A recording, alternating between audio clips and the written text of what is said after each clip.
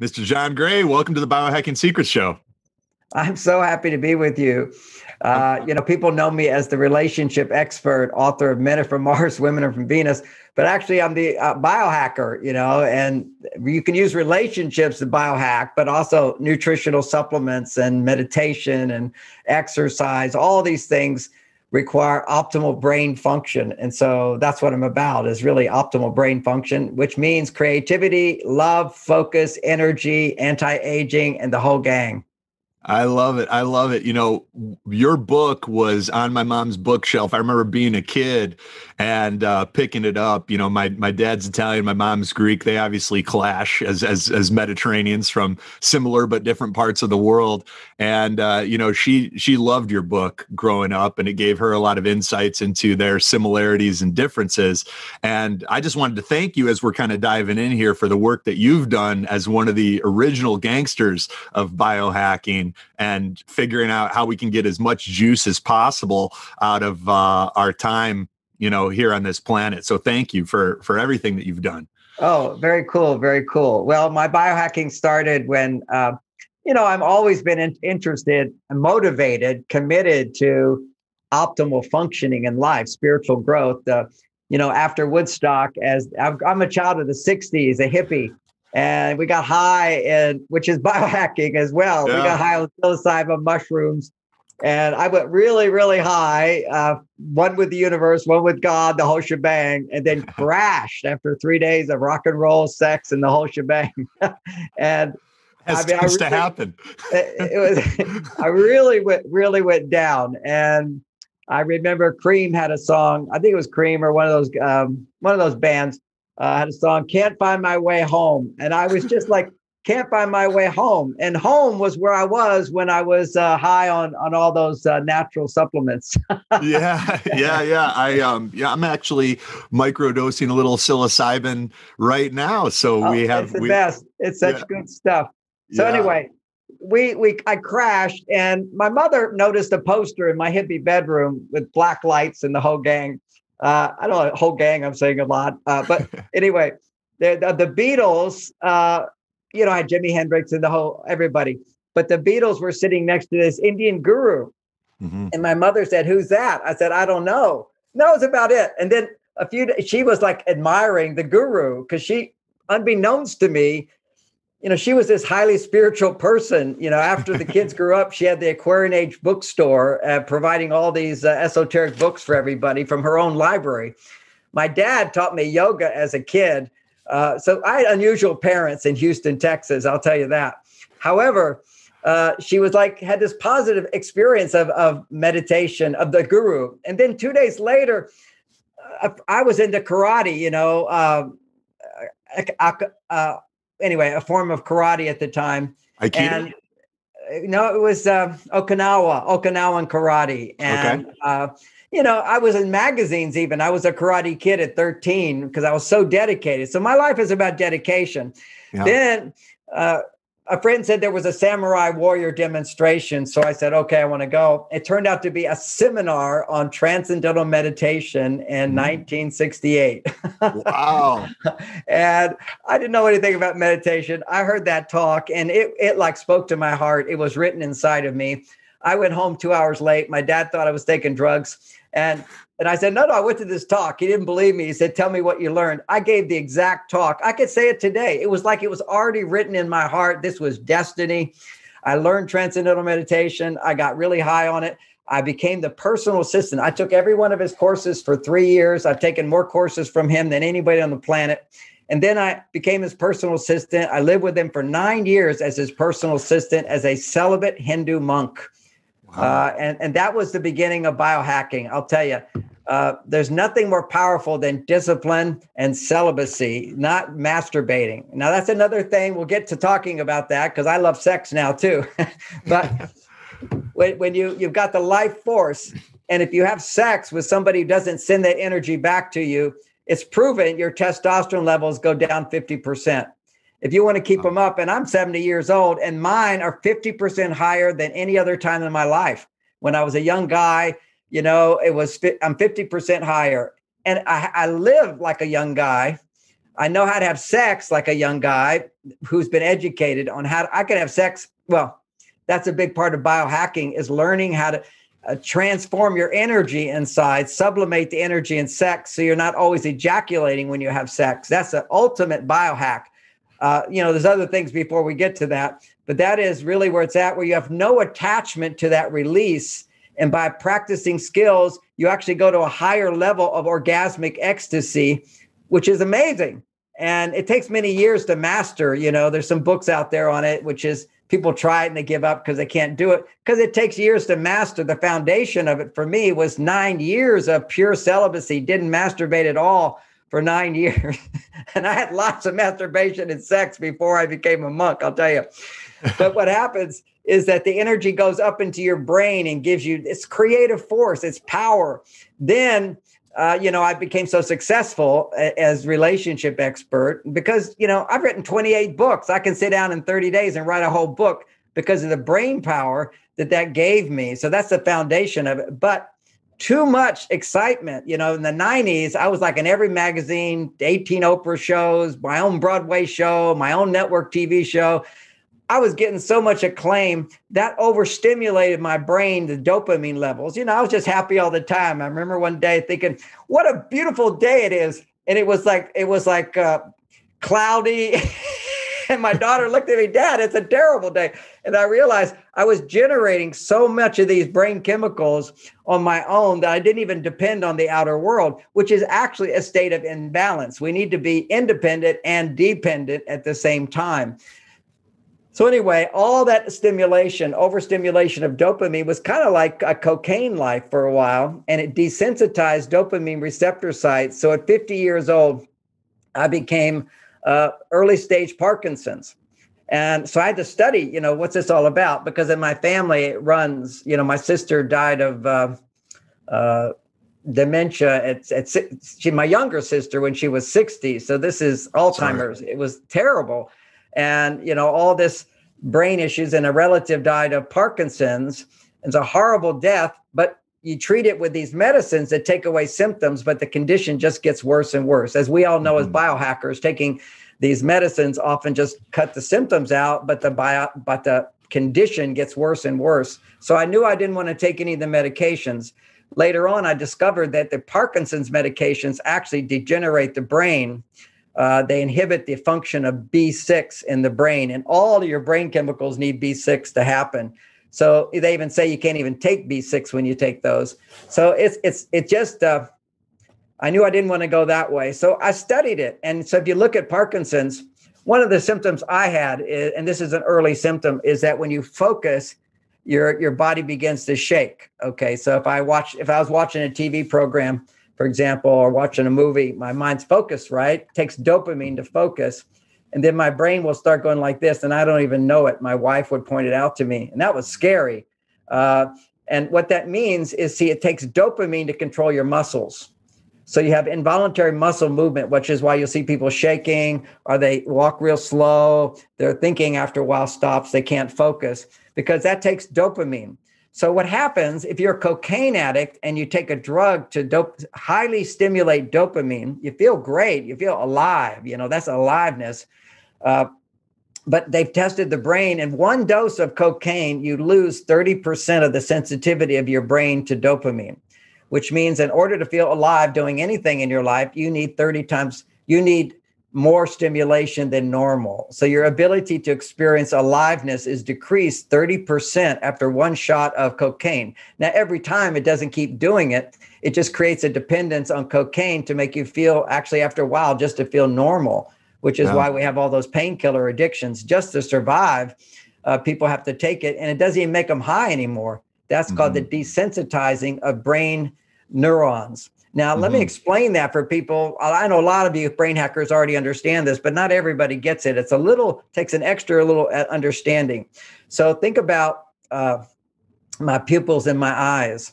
If I go into the bright sun, what's going to happen to my pupils? They're going to go like that.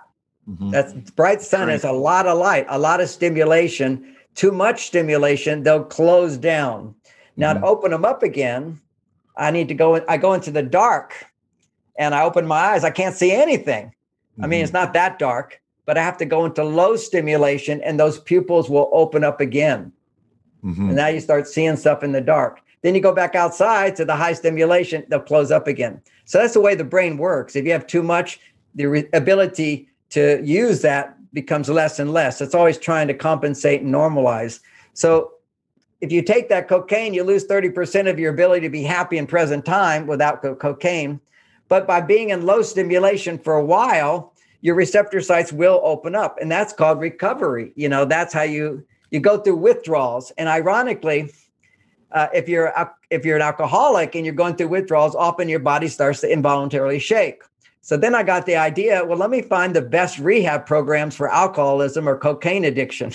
So I went down to Mexico to a holistic doctor. He's gone now. He was like 90 then and very vibrant. He had an IV drip that he would do for cocaine addicts, alcoholics, any addiction you have. He could give you an IV drip. And in 9 days, actually it happened in 7 days, you'd be off of your addiction. You didn't have that addiction anymore. Was it nicotinamide adenine dinucleotide, NAD? NADH. It was NADH. Yeah. Cool. And he was put along with amino acids. There was phenylalanine, there was tryptophan, there was tyrosine, phenylalanine, tryptophan, B vitamins, basically the stuff you need to make dopamine in your brain. But the real secret ingredient was also NADH. And so you got to give your brain what it requires, because as soon as you have any addiction, and that could be addiction to masturbation even. Most people don't know they're addicted to masturbation. They just think they're men. Yeah, right. I just have a high libido. I just need to de-stress, to decompress a little bit. Yeah. So the ultimate addiction is masturbation. This is why, this was the whole yogic path, was if you want the yogic powers, which I have, this is not everybody gets it. This is 50-year meditator, but these are the yogic powers. Do you want to hear about them, Anthony? I sure do. They're so cool because I was raised on Yogananda, all those books, Ramana Maharshi. My mother had this esoteric library. I just thought it was like normal stuff, but I didn't know how to meditate, but I learned through TM. And that was a beginning technique, a really good one. But it is a beginner's technique. I teach in my other classes, special classes, to get to higher levels. A lot of guys are, if you're a brain hacker and you do regular meditation, for some men and women, it's boring. They just get bored. And why they get bored is primarily because it's a beginner's technique. Imagine you're a grown adult and you're learning addition over and over and over. You're just doing mantra. There's a place on that learning curve where it's ecstatic, but then at a certain point, it just becomes flat. Because you got to know the higher levels, and the higher levels is to develop these cities. And so here's one of the cities which I have, which is just fantastic. And I'm just saying this because it's nice to have motivation and know where to go. Because I remember for 9 years as a celibate, I could sit and meditate 18 hours and I was in ecstasy, but I never developed these cities because I didn't know the higher levels. I just sort of stayed at the same place, but you got to switch up your techniques. But anyway, so one technique is when I walk, I can shrink in my consciousness and everything is giant. So I feel really little, and these trees that are bigger than me are magnificent. And I live in Mill Valley, which has redwood trees anyway. But I can shift my consciousness and suddenly I feel like I'm walking through the Grand Canyon. Everything is awe-inspiring. Just like if you look at you're lying in bed with somebody you love and you're totally attracted to them and you look at a naked woman's body right next to you, you're just in awe. This is like, how did God create such a beautiful thing? So when you're little, everything is awesome. And you also experience something which really is important for people is a grounding in humility, a littleness. Because like for me, there's so much I don't know. The more you know, the more you don't know. And that's when you're true to yourself and you don't get caught up in the grandiosity of having more than other people. So that's a really good one. The other good way to get there is, of course, get married. Your wife will always make you feel humble. That's their job. Bonnie used to say, you're so arrogant. I said, but it's true, And she said, I can't stand it. I wrote all these books. I don't care. Look what I've done. Look who I am, You listening to these people? Did you talk to Oprah? Anyway, I learned to be more humble, even social occasions. She says, you can't talk the whole time, John. Other people need to talk too. But everybody asks me questions. I'm interesting, so I learned how to be a social person as well and listen to other people and interact and so forth. But when I teach, I get to talk 10 hours, it's fantastic. Yeah. For days I can go on. I mean, I've accumulated 28 books here on all sorts of ultimate experiences in life. Personal development and brain hacking, focusing on nutrition is a big part of that. And that's what saved me from the Parkinson's, understanding the whole dynamic, taking the supplements, but also understanding other aspects of putting it into practice. So anyway, the powers, I just fun to talk about it because I'm enjoying them so much. So I walk in nature, I shift my consciousness, and now I shrink down like a little being and looking up at the magnificent of the universe. Then another one is where you can suddenly shift your consciousness, and now you feel like you're a giant. Now, I'm not the only person with these experiences. If you remember the book Gulliver's Travels, that was he was talking about his experiences, in a story where he came in, he was really little, and another one, he was like giant. And so I could like suddenly feel like I'm like a huge, and this is really nice. It improved my posture dramatically once I learned to do that. Because I was usually like this as when I was meditating. Even as a little boy, I used to meditate. I didn't know it, and I'd hunch over like that. That energy going down is the shrinking one. So I was always shrinking. But then I learned just by shifting my consciousness to become huge, and my chest opened up, my higher consciousness, I became big. And when you're big, you can take more into your life. People always ask me, okay, what's the secret of your marketing? You've sold over 100 million books. Okay. How did you do all this? Wow. Congratulations. Thank you. And, I go for a walk in the Grand Canyon here, my woods, with my buddy Warren, who's also a writer. I wrote this book, Boy Crisis, with him, which is also about brain hacking, half the book for boys. But then the dynamic there is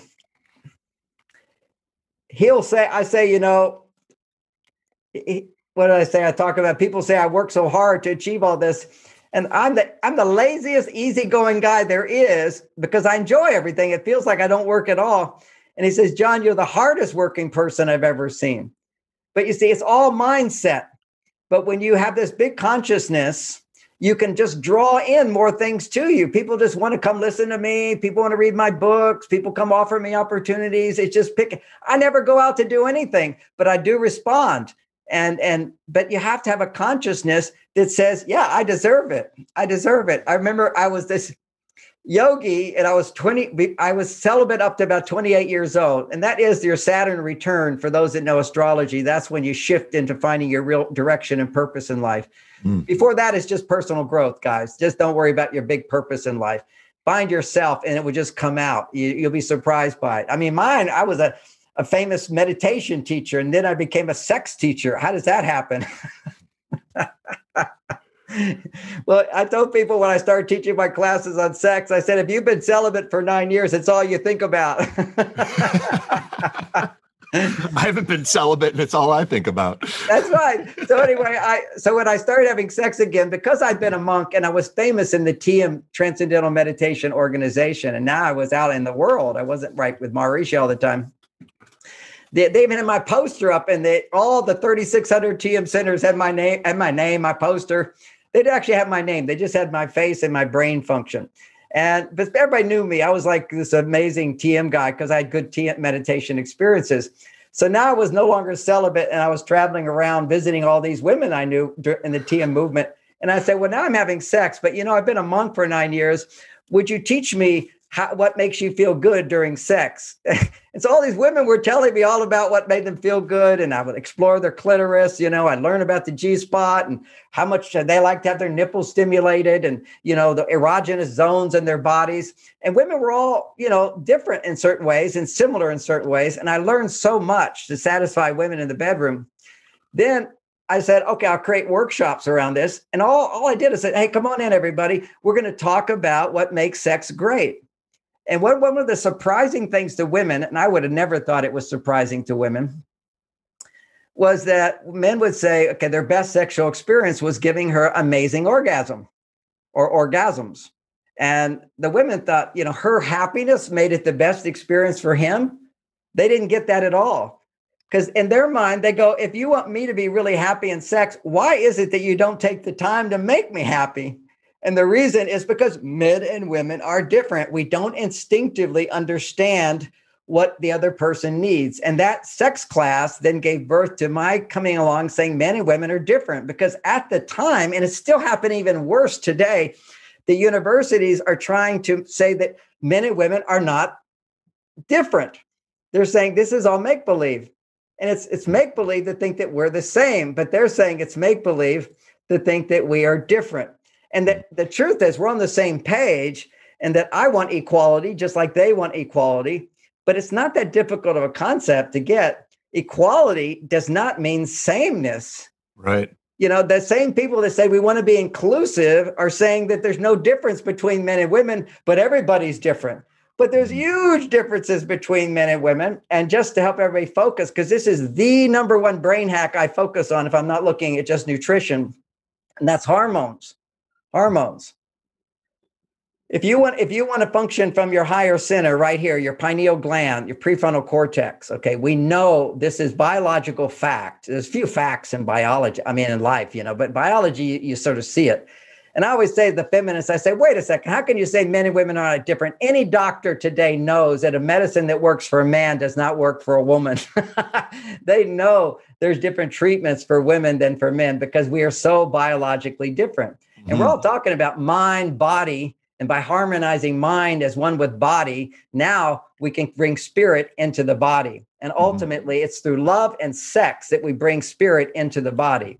That's where it comes all the way down into the body. But we got to have, the dynamics of hijacking the brain so that the automatic conditioning in the brain does not control us. So there's only one place where you can be in control of yourself. You think you're in control of yourself. Nobody is. We have so many automatic reactions, who we think we are, like I used to think I was a shy guy. I'm not a shy guy, but I just told myself that, but I was afraid deep in my unconscious, I was afraid of being rejected. So, there's so much in our unconscious that we can brain hack and so forth. But the focus here is that we want to come back to this part of us, which through meditation we awaken, but we have to integrate through our emotions. We have to integrate into the body through our hormones. So when you're in a state of prefrontal cortex function, blood flow is literally going to the prefrontal cortex. Your body is not making adrenaline or cortisol. Okay, your body's you could be making some adrenaline, but you're not making cortisol. Cortisol is a stress hormone that most people are chronically producing too much cortisol. A lot of things can cause it, but whenever cortisol is being produced, blood flow diminishes to the pineal gland and the prefrontal cortex. So your connection to your higher self, to your spirit, or whatever, your higher potential, it's gone. And so all you're going to do is just repeat. And it goes, the more cortisol gets produced, the more out of control you are from your higher wisdom, and the more controlled you are by your automatic conditioning that started, okay, get this. My nose is my father's nose. My eyes are my mother's. Physically, we are our parents, okay? And mentally, we are our parents, whether we know it or not. For the first 7 years of life, our brain is producing theta frequencies.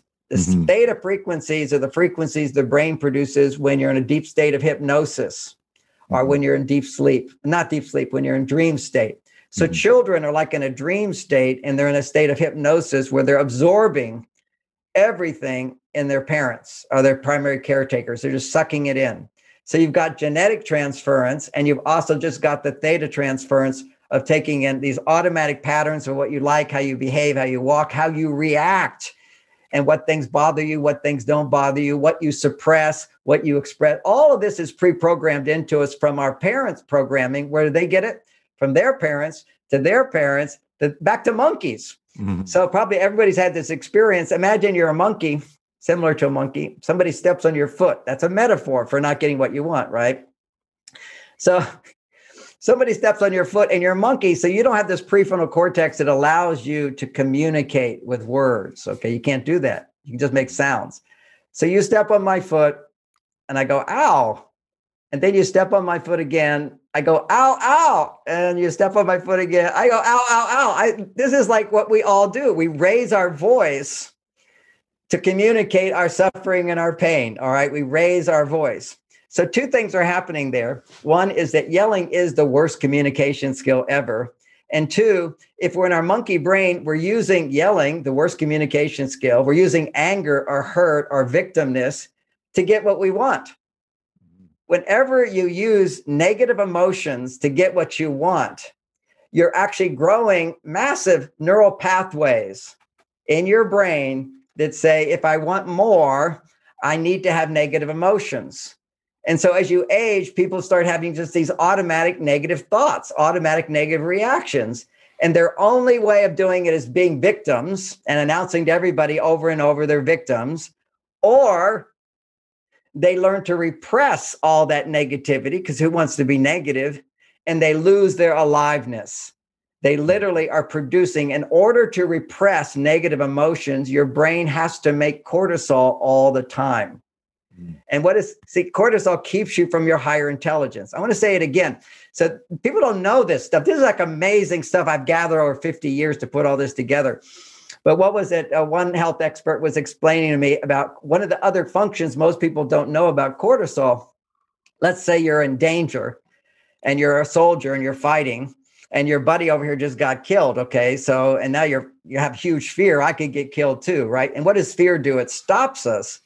So in danger, the brain produces a lot of cortisol so that we immediately disconnect from what just happened. We repress any feelings we have. We detach and continue to have courage to go into battle. Now, I experienced that once, it was so dramatic. I was going along in my BMW 540 at the time. It was the fastest four-door on the planet. I like fast cars. So now I have a race car. Okay, so. Oh, what kind do you have? Well, it's a luxury race car. It's the 2021 Bentley convertible. Woo! It's supercharged. It goes 204 miles an hour. It goes to 60 in 3 seconds. I love it. Yeah. So it's very cool. Nice.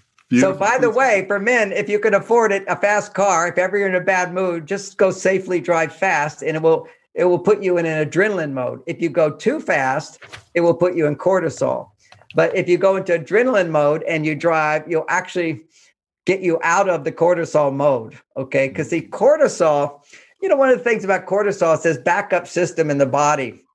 Interesting changes that happen. One of the interesting changes with cortisol, besides not being able to function from choice, you go into automatic instinctive reactions. That way you don't have to think. Your body knows what to do when you're in danger. Run or fight, whatever it is. That's the primitive brain. It's already been programmed. So you go out of choice into automatic instincts when you're in big danger. And literally on the body, what will happen is that when you're in cortisol, your blood becomes thicker. That's how you know you're having a heart problem. As your blood becomes thicker. And the reason your blood becomes thicker is your body's actually anticipating being bitten and losing blood. And already it wants to slow down the ability of blood to go out of your body. It also stops digestion if you're in cortisol state, because your body says, we need to put all of our energy into our muscles to run, to get out of there. And if you're a woman, it says, put all your energy into emotions to try to get somebody to feel sorry for you or help you. It's amazing, our reactions. It's so amazing. So your digestion shuts down and your immune system shuts down. These are all your healing systems in order to escape in danger, which is why people have so many gut problems today, so much indigestion, and ultimately with ADD and Parkinson's. And ADD is just a precursor to Parkinson's, the same problem. It is inhibited dopamine function. It is inhibited dopamine function. And there's in my book on ADD, I talk about, so many different symptoms of ADHD, because it's only some people become hyperactive. Other people become inability to finish things. Okay. They're always starting things. Good starter, poor finisher. Good start. They can never finish stuff. And so they start something and then to finish, they procrastinate. So what happens is they never finish. They're procrastinating, until it gets to the last minute where some bad thing's going to happen unless you take action. The last minute, people. And then that produces so much dopamine. It's the last minute, something bad's going to happen. I'll take action. And other people are like hyper controlling. They want safety all the time. They need security all the time. And so their brain becomes always focused on what bad thing could happen. and then add to that using negative emotions to get what you want, oh my God, the brain is just living in negative emotions all the time or trying to suppress negative emotions. And suppressing negative emotion actually creates cortisol as well, because the brain literally with cortisol severs the connection between past events and what's happening now. It frees you from your history, so to speak, temporarily. And that's what people do. Another thing they can do is to avoid their emotions and feelings, they can eat a lot of food. And then the energy it would take to remember stuff and be upset gets used up by eating, digesting the food. We have all these addictions in our life, basically to avoid feeling what we feel. But the ultimate brain hack is being able to be conscious enough that whatever you feel inside is not about what's happening in present time.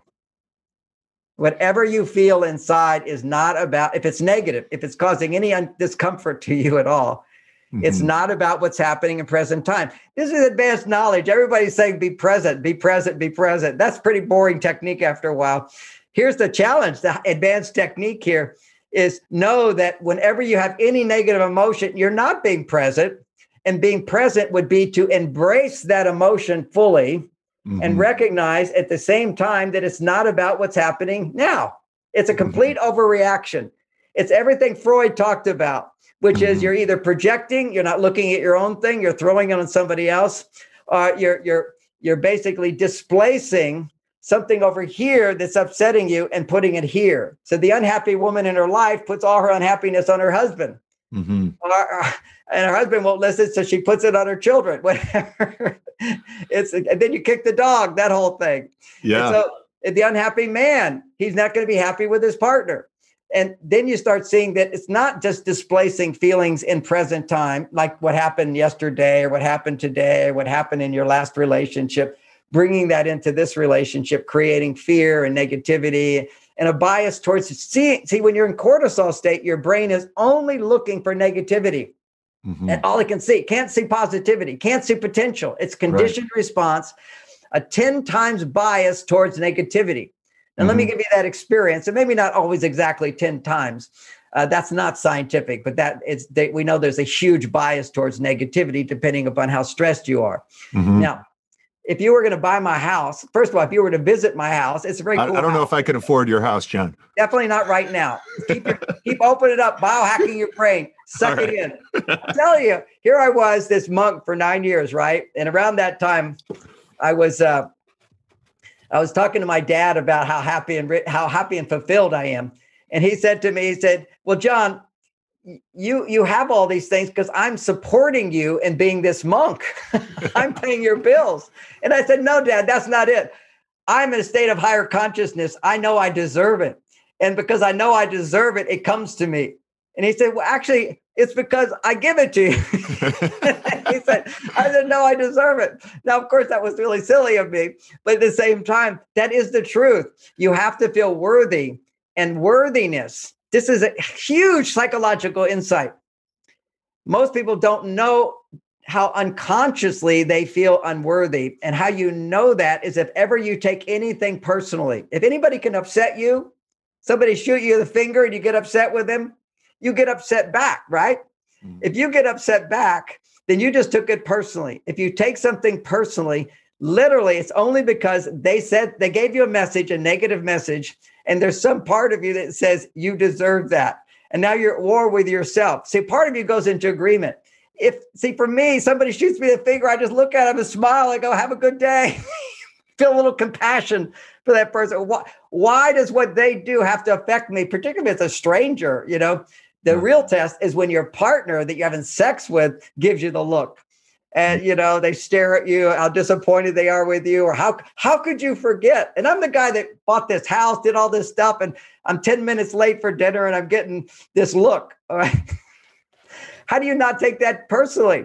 It's not about me. It's about her day. It's about her insecurities. And so what I need to do is not react and be upset with her, but instead understand why she's upset, feel some of her emotional pain. This is powerful. That's called compassion. Feel her pain. Don't try to change her, and she'll come out of it. It releases. I learned this as a therapist. Women would come in always complaining about their husbands, asking me, What do I do to change him? And I know anything you do to try to change a man does not work, but you can't tell him that right away. So what I would do is say, well, I need to understand more deeply what you feel and what you think and what happened. And I'd get them to get in touch with their emotions. Then I'd give them the experience of their emotions. Most women are just stuck in their head. They feel, I feel like you don't love me. I feel like I can't get what I want. I feel like this. I feel like stuff is like 13-year-old girl stuff.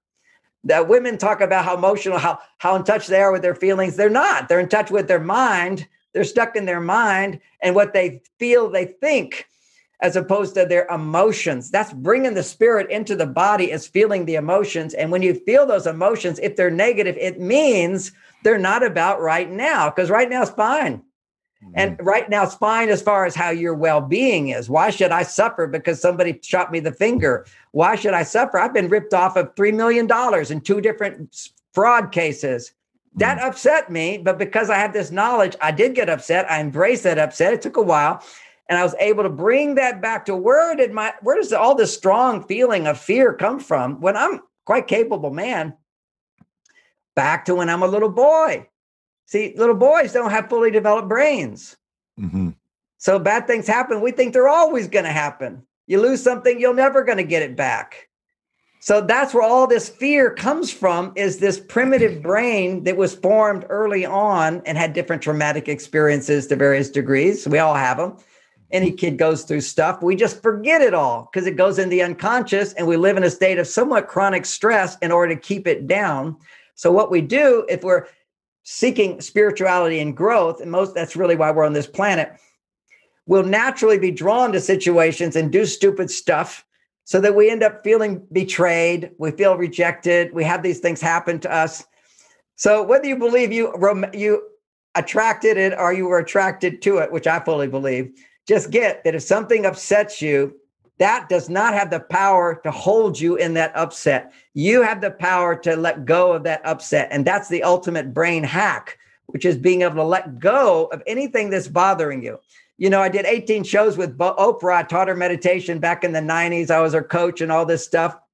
Taught her company for a 5-day course, the whole company back in the early days. Now, in that situation, Oprah, I remember one time she said to me, she said, yeah, if you don't let go of upsets, it's giving other people rent in your brain to punish you with a hammer. That's what we're doing all the time. And that's what monkeys do. We have the ability as human beings to reflect on anything that's upsetting us and realizing the real cause of that is not right now. Right now is just a trigger. And if you're listening and people are up into having soulmates, the soulmate is a person that excites your spirit. You feel this attraction to them because they have the perfect potential to push every button you've got and help you overcome that button. And by doing that, finding love again. And when you find love for your partner, whatever qualities you're attracted to in your partner become awakened inside of you. So it's through Bonnie, my wife of 32 years, that overcoming things that she would say or do that upset me and coming back to love without trying to change her. Whenever you're trying to change somebody to feel better, you're a monkey.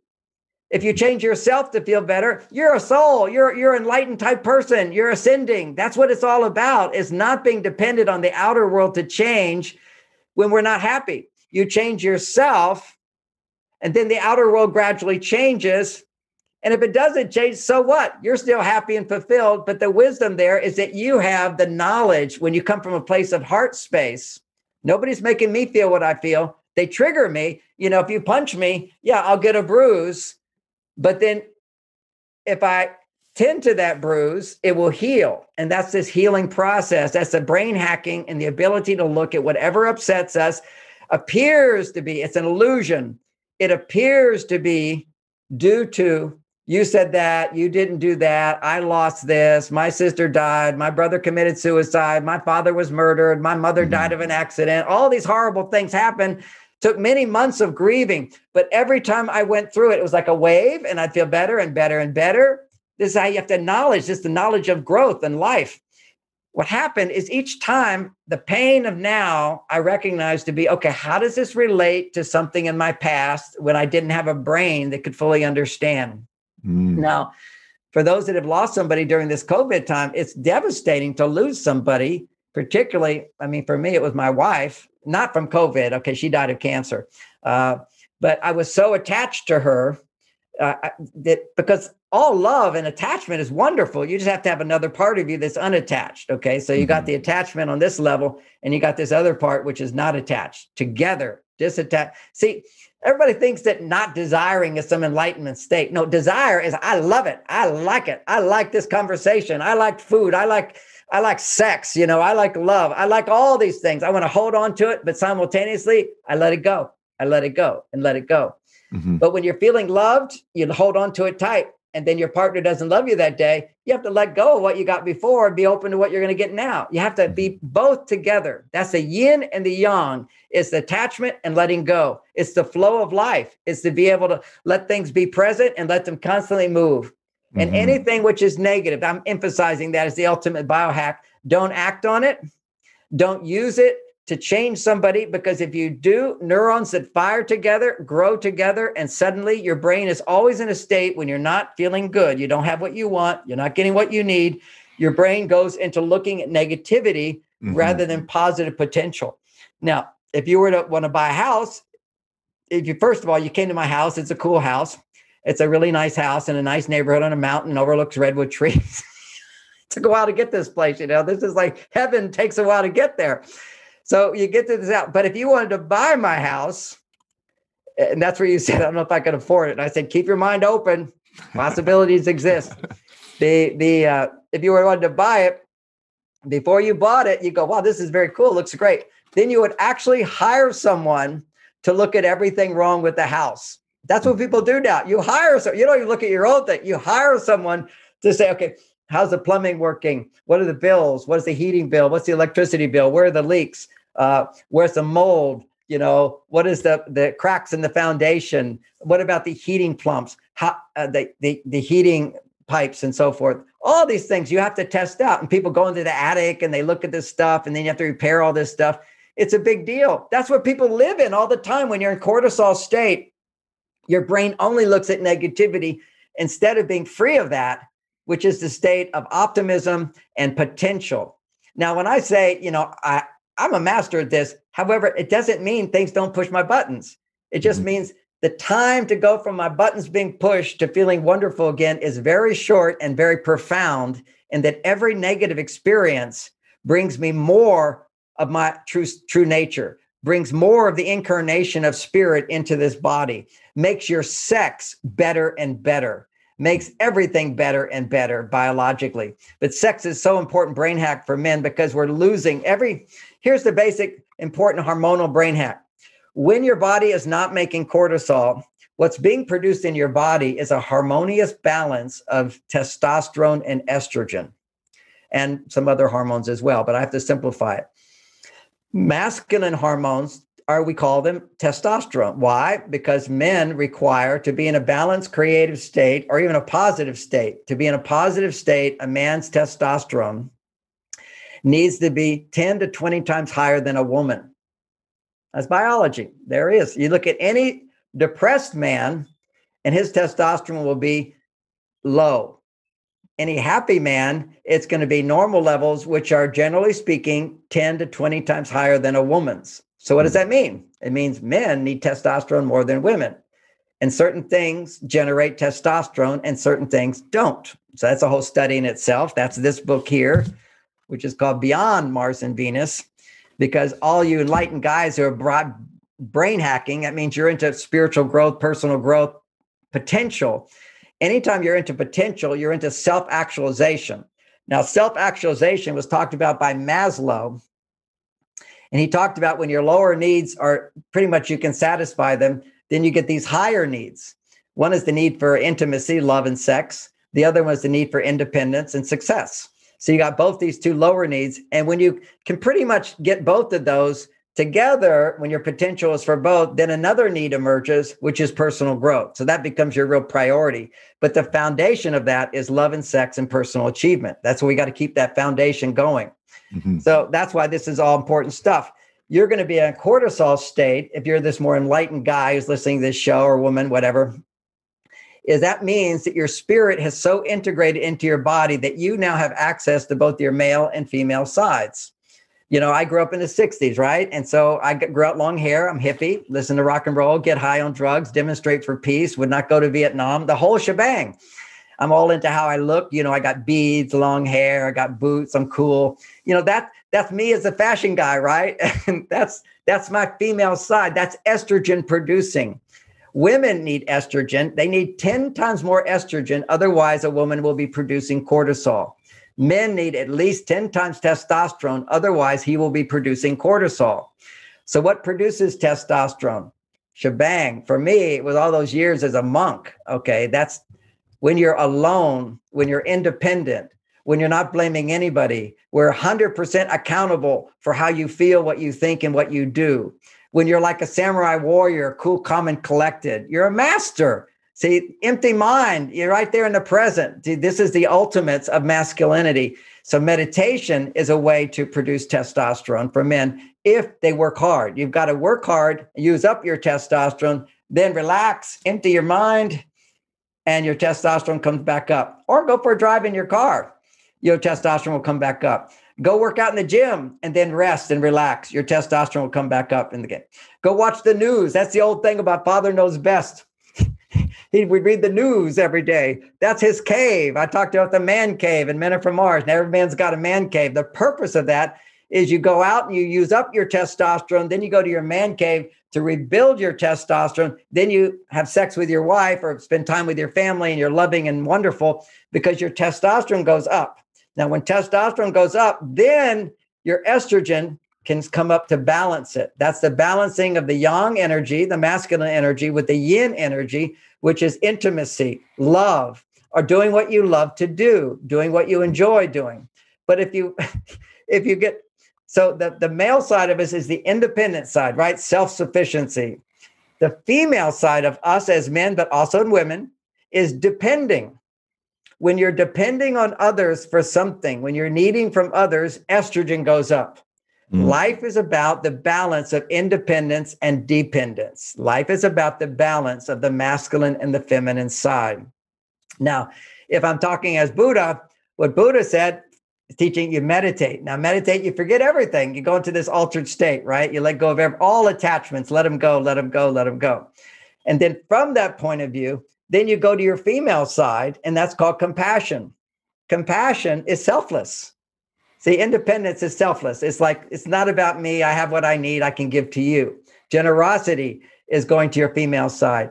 The feeling somebody else's pain, you know, that was the big awakening for Buddha, and the pathway for many pathways in Buddhism is feeling compassion. It's to feel someone else's pain and empathize with them. Don't feel sorry for them, by the way. That's a lower teaching. Buddhism doesn't teach that because everything is grace.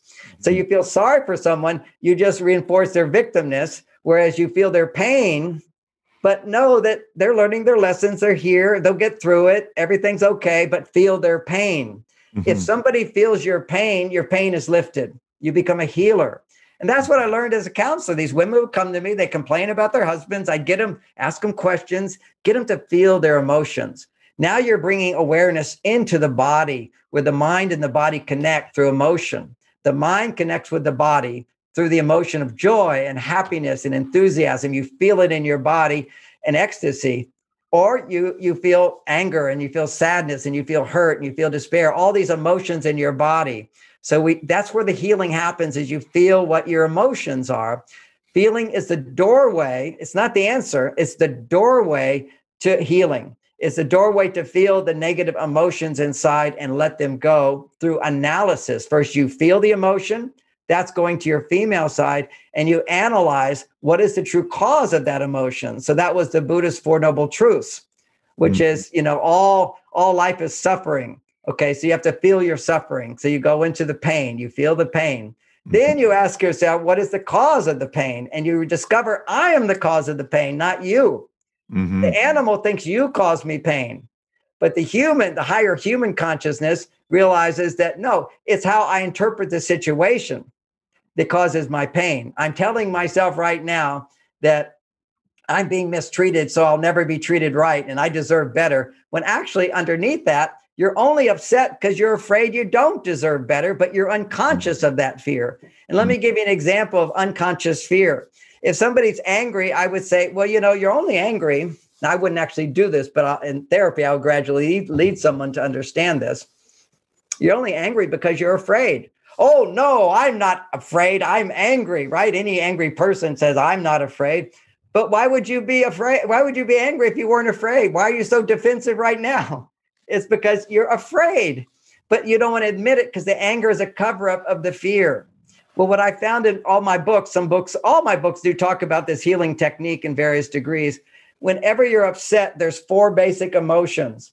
There's anger, there's sadness, which sometimes you can only access by recognizing that you're disappointed. You can't be angry unless you're disappointed. You had some expectation it wasn't met, so you're disappointed. So there's sadness. Sadness, you can only hold on to sadness if you're afraid you're never going to get what you want. So I don't give you the present you want. You feel, oh, I'm so disappointed. I said, yeah, but I'm going to give it to you tomorrow. And you go, oh, okay.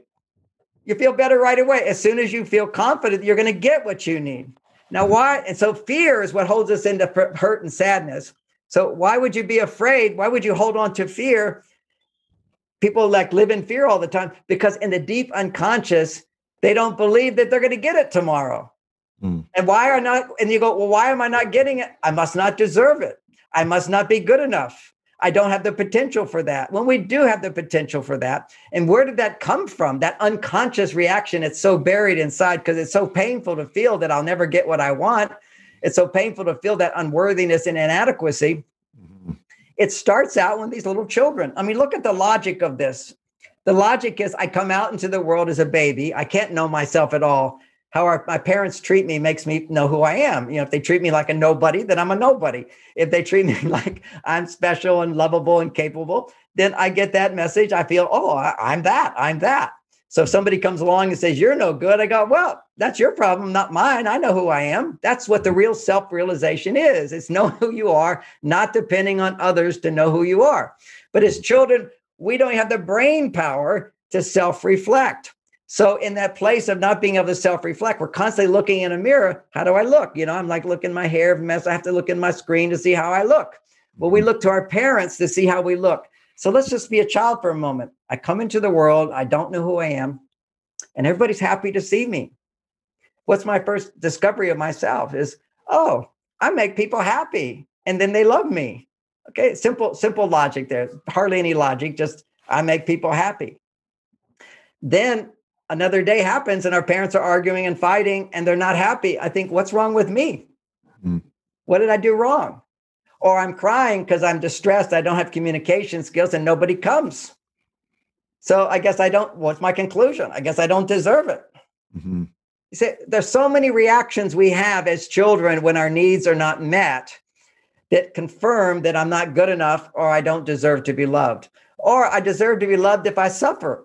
That's another one. I remember when I married Bonnie, she had old-fashioned parenting skills. So her children would go a little crazy because she had 2 children before we had a child together. And they were so glad I came on the scene because they'd be upset. She'd punish them. And so when she punished them, they go to their punishment and then they come out and they'd be so happy because now they're out. So the message they get is, you upset me. You don't make me happy. You deserve to suffer. And if you suffer enough, then I will love you again. And this is what we do to ourselves. We punish ourselves all the time. This is like old-fashioned thinking. This is what monkeys do. They get hurt. They punish other people. And where does punishment come from? Just analyze it a little deeper. Think about it. You can't communicate with somebody. You know they like you. You have some attraction towards them, but they keep stepping on your foot. So finally you say, look, ow, ow, ow. And they keep stepping on your foot because nobody's ever stepped on their foot. So they don't understand that experience. So you think, well, what do? I have to step on their foot now. And that's the origins of getting even. That's the origins of punishment. I want you to suffer so you can understand how my suffering is. Then you'll feel compassion for me and we'll let it go. I don't get mad. I get even. Yes. I was the same way. Why waste time getting angry? Solve the problem. Yeah. And ironically, that's actually true, is that when people are angry, first thing you have to do is recognize anger doesn't work solve the problem. It's just that's the monkey way to solve the problem, not the human way to solve the problem. Mm-hmm. So these women would come and I would get them to feel their emotion. Now, as soon as somebody's feeling emotion, you can feel it. If somebody's telling, I feel like I've been rejected, unless you've been rejected in that same way, you can't fully experience what that, you can get close to it, but you can't fully connect with it. But if I can get them to feel their emotion, kabang, I can be right with them and connect. And then what happens, their stress hormone goes away. And suddenly they realize they don't have any problems anymore with their husband. So, and that would last about a week. And they come back and now they have more problems, but then they'd be happy again. And that's because when you're in a stress state, your brain only focuses on problems. And it's not that they don't have problems. It's just the problems are no big deal. So I teach women, if ever you want to complain to your husband, which I don't recommend because it just reinforces needing to use negativity to get what you want, try using love, which is advanced communication skills. But the tendency to use negativity to get what you want only causes a rut in your brain to constantly looking at what's wrong with my partner, what's wrong with my life. And this is the wrong direction to go in. And so much therapy only makes people worse because the therapists just sit there and listen to complaints as opposed to helping someone get to a deeper level of their emotion, even back to their childhood. When you can do that, then everybody feels more compassion for a child because they truly are powerless. They truly are powerless. Let's talk about that because you've dropped a lot of gold nuggets here between dealing with stress, actually feeling emotions rather than sedating, distracting, drugging. I guess drugging is sedating, but ignoring them, brushing them under the rug. And you've talked about childhood trauma and some of the hypnotic programming. And I think anyone listening would agree intellectually.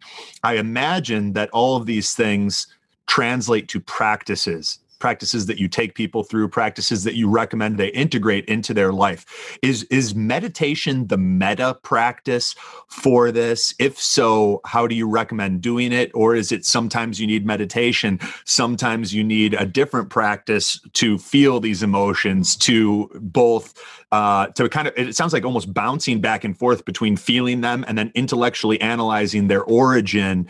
How do you, where does the rubber meet the road, and how do you help people that know they've got stress, they're not allowing themselves to feel? What are the practices that you recommend?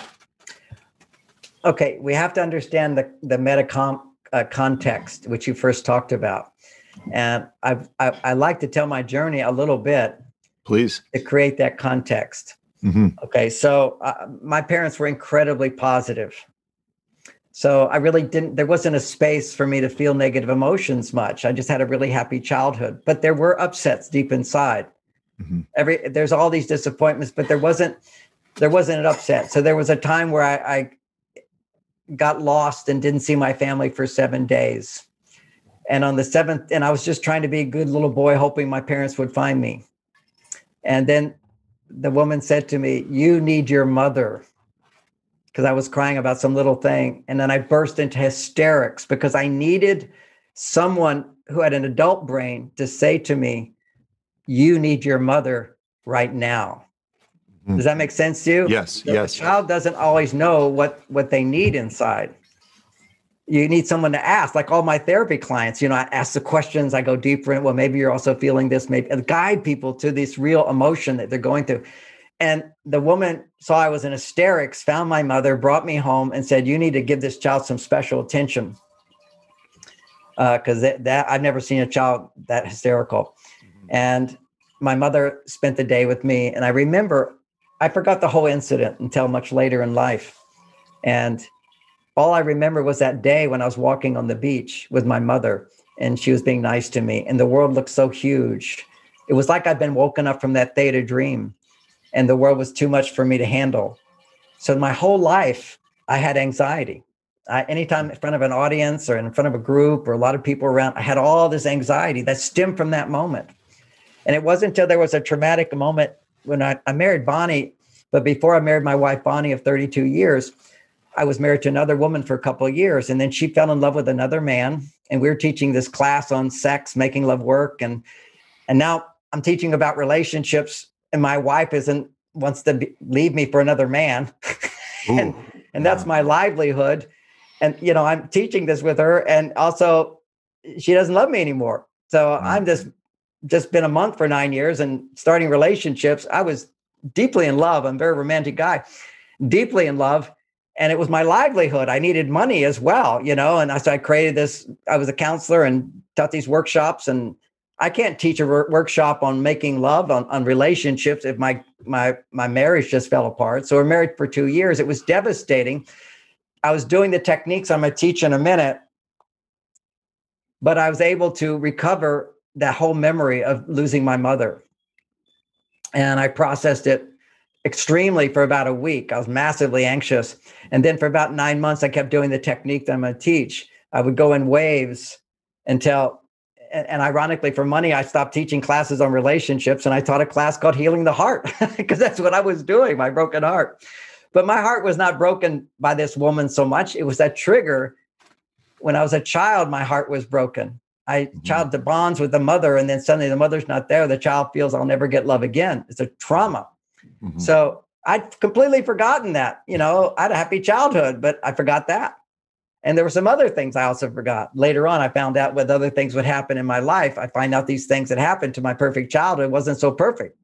And anyway, that's huge for listeners, because a lot of people like you didn't necessarily have trauma on paper or rape, but that doesn't mean they didn't emotionally experience trauma in some form. It's kind of relative. I'm really glad you said that. My daughter, basically, because I'm so good at all this stuff, has extremely low amounts of trauma at all, right? Mm-hmm. And all she remembers is the one time where she was being really sassy with me, and I pushed her down on the bed. And she was like traumatized by that. And you think, well, that's nothing, when I was a kid. And here's another thing. When I was a kid in Texas, if you did bad things, your father would pull out a belt and whip you. Yeah, that's what you did. It was done afterwards. So that's what would happen. So you brought out a really thing. I've had so many people say, "Oh, I have a fine childhood." No, you go into the delicacies of it. You don't have the rape on paper or whatever it is that you tend to go back to. And keep in mind that the person who did have that really devastated thing happen, they always feel like that's the reason why they're less than everybody else. So they have to carry that with them their whole lives. So I did this one time. I did a 7-day training for kids who have been abused, who knew they're abused, who've been treated for their abuse. They've been identified as abused child, And I said, I'll do this 7-day training. These are like 12, 13-year-olds. And all of they're either homeless, they've been molested, all these kind of things that happen. But I want equally a number of children around the same age from good families where they didn't have those terrible things happen. They just had normal traumas, the kids go through. Yeah. And nobody was allowed to know their past until they were all connecting. And it was only like 3 days into it. They discovered they were all having the same issues in present time. And then they discovered that the people who had these big abuses discovered that even people who don't have those have the same issues they're working through. And the very important point is that we think that I have all these problems today because of that one thing that happened in my life. I said, no, you have all these problems in your life today because there's a lot of things you have to process inside yourself. And you're blessed to know one of them very clearly. Other people have to have bad things happen to them to get in touch with the sensitive things inside. Okay, so having all said that, for example, for me, I invested in the competitor to Google back in the day. Invested $3 million and it didn't happen. And Google got it and Yayo got it and so forth. But it was a good idea, right? Well, that was all my money at the time. That's a big trauma, right? I had overcome that and other times. And I've always been a happy guy. Even what's happened, I said, well, look, I made it. I can make it again. That's because I'd handled by that time all these unnecessary fears that pollute our mind. But it wasn't until my wife in the first marriage betrayed me in that way. And I was devastated. I remembered that childhood experience. I did these techniques I'll teach to process it. After about 9 months, since that time, I've never felt anxiety in my life. Think about a life where you have no anxiety. My first talk on meditation, literally, I fainted on the stage when I gave it. I had so much anxiety and I felt so terrible. And I thought this must be the wrong occupation for me. If you have that much distress before doing it, I was out of my comfort zone, right? And boom, what came up with all this repressed anxiety that came out. Now, I remember something that was comforting to me, and I think this might help other people when you have this anxiety and you think, well, maybe this isn't the right thing for me. At the time, the Rolling Stones magazine had an interview with John Lennon and asked them why they stopped touring. They only toured for about 3 years, even though they're immortal, basically, because they were channeling the energy.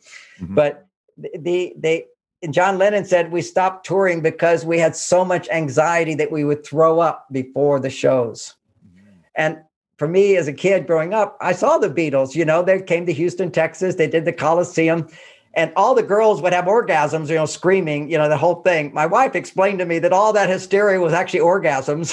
Women didn't know, these are girls. They didn't even know they were having orgasms. So there's the multi-orgasmic world at that point. It was exploding. It was a shift on the consciousness on the planet. And I remember saying as this little 12 or 13-year-old, I'm not going to stand up and scream like those girls. As soon as the Beatles came out, as soon as they took the thing off the drum and said the Beatles, the whole room went into hysteria. I was screaming too the whole concert. The point I'm making here orgasming everywhere. Orgasm everywhere. Now, the point of this story, it's a fun story. It's a cool story. But the point of it is, why did the Beatles have anxiety? Because there was so much screaming, you really couldn't even hear if they made a mistake. It's not about the fear of making a mistake. It's about all that love and attention was awakening all their own emotional issues. And that's what people have to get, is that our emotional issues keep us from going out. So we want to stay in our comfort zone to avoid feeling the fear and the anxiety or whatever. And then when we go out, and if we're successful, the love that people give us brings up more stuff. This is a journey. If you start having real love in your life, then you feel safe to be yourself. And if I'm safe to be myself, automatically all these repressed emotions start to come out. Because it's only because we don't feel safe to be ourselves, we produce the cortisol that pushes it all down. So this is, you win the lottery, you become crazy. Women, they get married and suddenly they feel, okay, now I can relax and be myself. And they put on all this weight and they get addicted to food. Couples start arguing and fighting. They behave like children. Watch even couples who fall in love. They start honey, sweetie, baby. It's like all these beautiful childlike feelings, because the child is love. The child is innocence. That child is wonder. The child is enthusiasm. The child is interest and motivation. Oh my gosh, if we could capture that, you'd live a long time, which is what I'm doing now. I've captured that. I have my life of that. It's so precious. And as a man, the symbol, and this comes from the Tibetan knowledge. I see you're into Tibet. The whole thing in Tibet is yin and yang, and masculinity is compassionate. Compassionate means you're not whining about yourself. You're feeling the pain of others. You're feeling the pain of others and then acting appropriately according to that, but not treating them like victims, but happy to help. Now, the other side of that is, what is the feminine energy? This is Tibetan Buddhism. It's wisdom. Everything I teach for women is the wisdom of how to stop blaming your partner for anything. I'm telling you, women, if you don't blame a man, he will become more and more and more. Every time you complain to a man to get what you want, not only are you training your brain to look at negativity to get what you want, rather than use love to get what you want, the male, if you complain to him, every time you complain to him, you're conditioning his brain to go, I'm not a success in the presence of this woman. Therefore, his testosterone levels lower and lower and lower. So he's not even interested in sex with her. He can't even get it up with her. But a stranger, someone he hasn't yet been complained to, his erection will go back up. And this is like, doesn't make sense to people until you get to the big meta picture here. Now, you talked about even bigger is meditation practices and so forth. My journey, as you know, was to become master meditator, find my oneness with the divine. And I was like in heaven. Okay. But if I came out into the world, I had anxiety. It didn't do anything for my anxiety as long as I stayed in my comfort zone, which for me was divine. Okay. I was a superstar meditator and I was very disciplined. I had a cup of food a day. I slept on the floor. I meditated for hours. Had silence for months at a time. All this cool stuff that I was really into. You don't have to have all that stuff, but I'm an extremist. Now I'd say I'm extremely balanced, but but that was going way to my male side. Discipline, sacrifice, denying your own needs for the needs of others or for a higher need. And so for me, the higher need was enlightenment. Anytime you put off your petty desires for a higher thing, you're producing testosterone. Now, the female side of us, the estrogen side of us, that's the part of us that's love and happiness and joy. Independence is our male side. Dependence is our female side. So the plight that women are going through is now that they're somewhat enlightened, they're free to be either feminine or masculine, but they've gotten caught on their male side. It takes a whole new set of knowledge to go to your male side and come back to your female side if you're a woman. It takes a whole set of knowledge for a man to go over to his female side to do what makes him really happy and then come back and do the discipline stuff. This is tough. This is hard stuff. It's so easy, for example, to do what's pleasurable rather than what's good for you. That's where I talk about anytime you're dependent on something for your happiness, you're on your female side. Now, women are depending on themselves for their happiness today.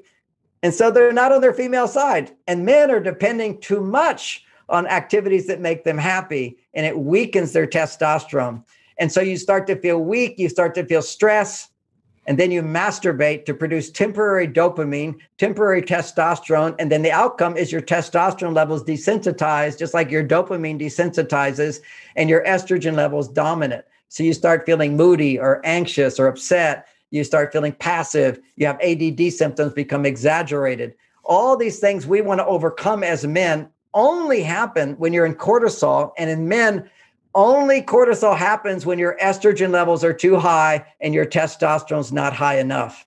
Mm-hmm. When you can have your testosterone level at a healthy level, then you're in service to somebody who you feel compassion towards or you feel love towards, then your estrogen levels go up. Estrogen has the effect. Now, this is simple plumbing. Estrogen has the effect of lowering testosterone. Testosterone in women has the effect of lowering estrogen. That's just how they are automatically. If I go to my female side, I lose my testosterone control. Let me give you an example. I say, okay, I'm not going to eat ice cream anymore because it's causing belly fat, or at least cut down on it. So I'm feeling really strong or whatever on my male side. Naturally, when your male side increases, your female side can now start to rise up and you get a balance of yin yang. So I say, okay, I'm feeling really good and trim. I'm going to go have some ice cream. And now I'm going to eat too much ice cream and lose control. My masculine goes down if I have too much of my feminine. That's what an ejaculation is. An ejaculation is you're enjoying this thing so much. You're depending on her. You're having this whole great time. So your estrogen levels are rising and rising and rising. Your testosterone levels are going up too because you feel I'm making her happy. Now, many men can't last long in the vagina because they're not actually making the woman happy. They don't understand the dynamics of the woman's physiology. You have to double her estrogen levels before she can climax. She can't even feel longing for sex until her estrogen levels start to double. You first have to do a lot of foreplay even when she's not that interested in it, but she's interested in the touch and the loving. But her estrogen levels have to start doubling. Then when her estrogen levels start to double, if you're causing that to happen, if you're at cause of that, then your testosterone rises along with her. And then at a certain point, it tastes so good that you just eat too much ice cream and your estrogen shoots up, knocks your testosterone down, and you wake up the next day and your testosterone is 50% less, 50% less. And it takes you 6 days to recover. So if you want to have high testosterone, healthy testosterone, all my male friends can't even get erections out 70 years old. They don't even have sex. They go, I don't even care about sex. Well, who would care about sex if you can't get an erection and last for a long time, get plenty of orgasms? They shouldn't feel too bad about that. I was on a men's trip a few years ago, and I was shocked at how many of the guys brought Viagra and Cialis with them. Yeah, yes. Or said they used it with their partners, Yeah. And this is the reality today, okay? The reality today.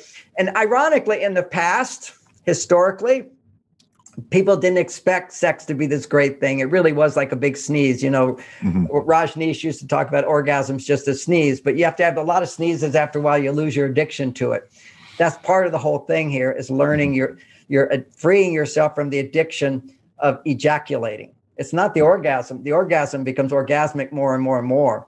But your orgasm as a man equates into her orgasm is your orgasm. You experience this oneness where your body starts actually having the orgasmic experience without ejaculating.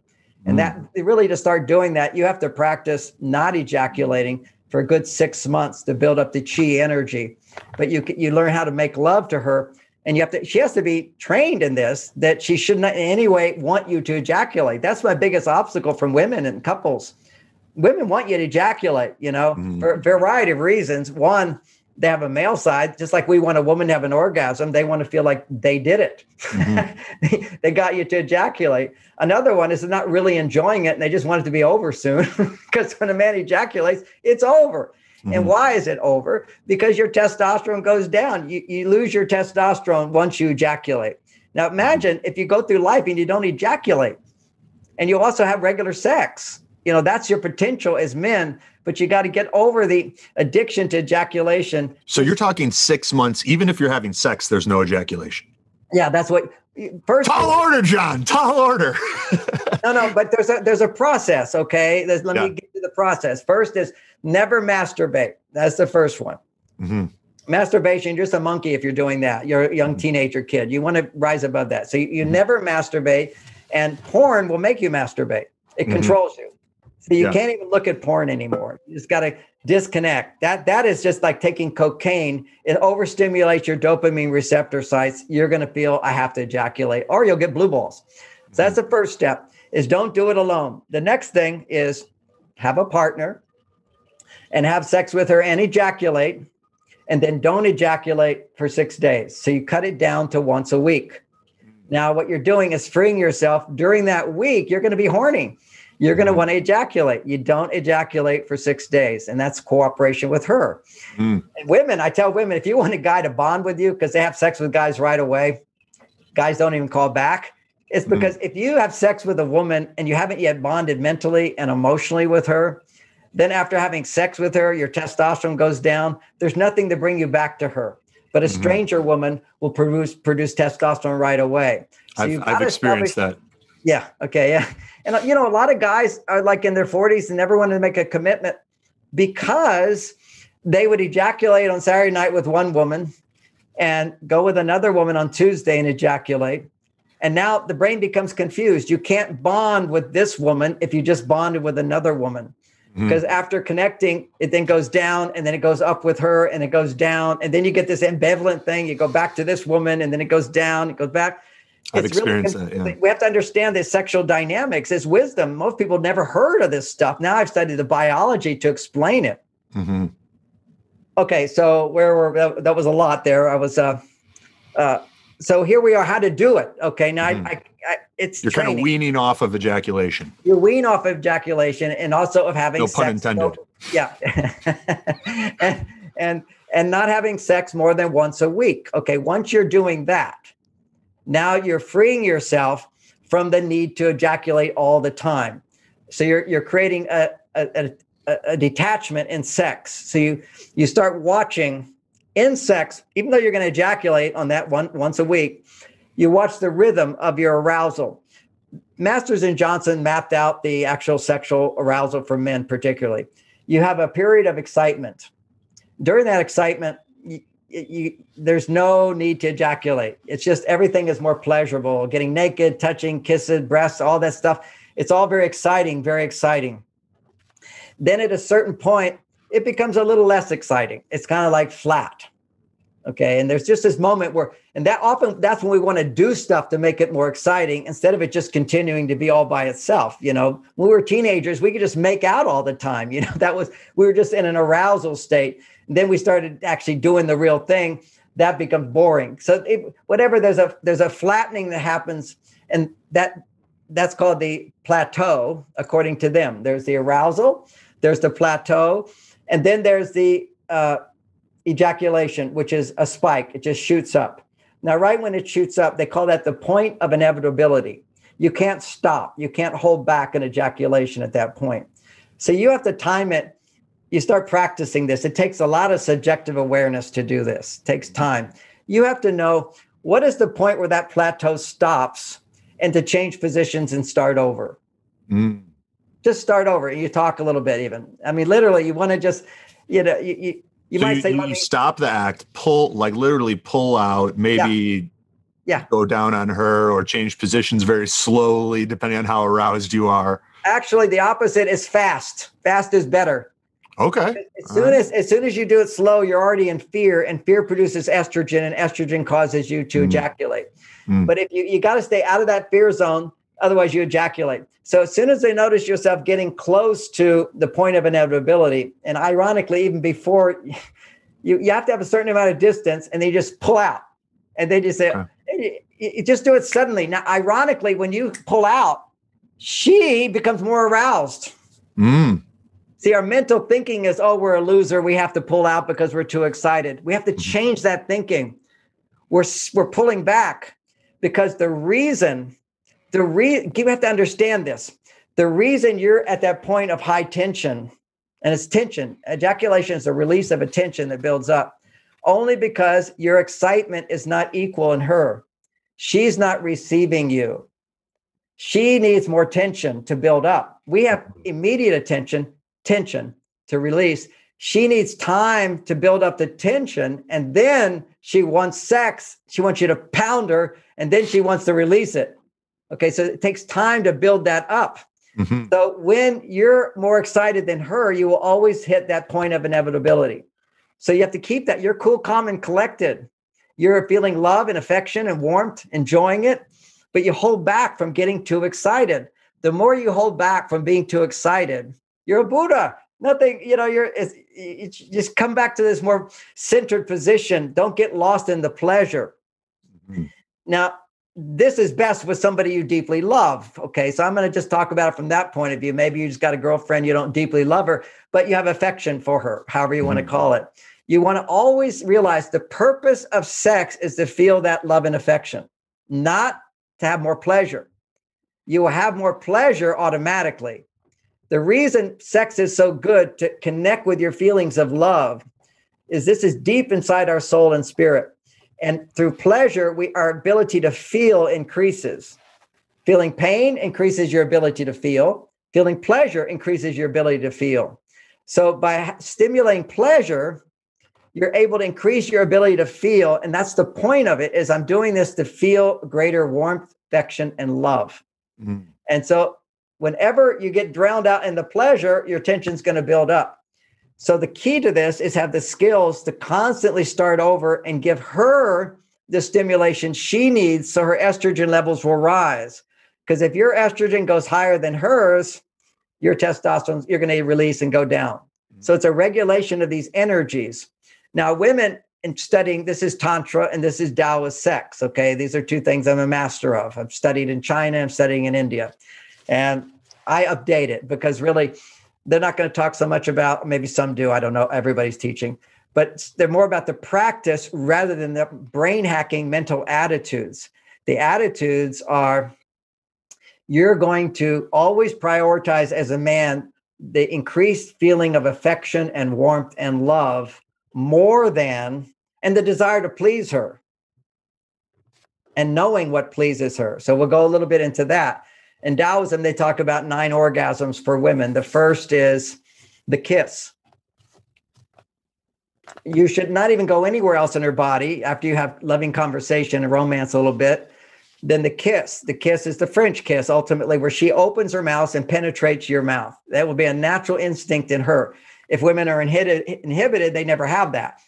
But there's a place that happens long before her vagina opens up to be penetrated. More saliva goes into her mouth. Just like there's liquid in her vagina, the mouth becomes very liquid. The lips get a little dry. There's a natural licking of the lips and a wanting to penetrate in. So she wants to come into you. That means there's a surge in testosterone. Her estrogen is high enough to where she wants to balance it with a little testosterone and a little penetration of you. So there's that tongue interaction. So that's one orgasm. You just, like teenagers, we were having it. It was fantastic. Then the next one, according to them, is in this whole body kind of touching and kissing in different places, and the joints loosen up and the bodies move around a bit. You like pressing each other, pumping each other a bit, squeezing. And as I described, this is never like you have to follow this formula all the time. This is the ancient Taoists. They're a little bit more formula. They use formulas more. I think it's helpful for the left brain guys, though, to have things they could do until they start to master. That's right. So we don't want to get stuck in it. And I'll explain that in a minute.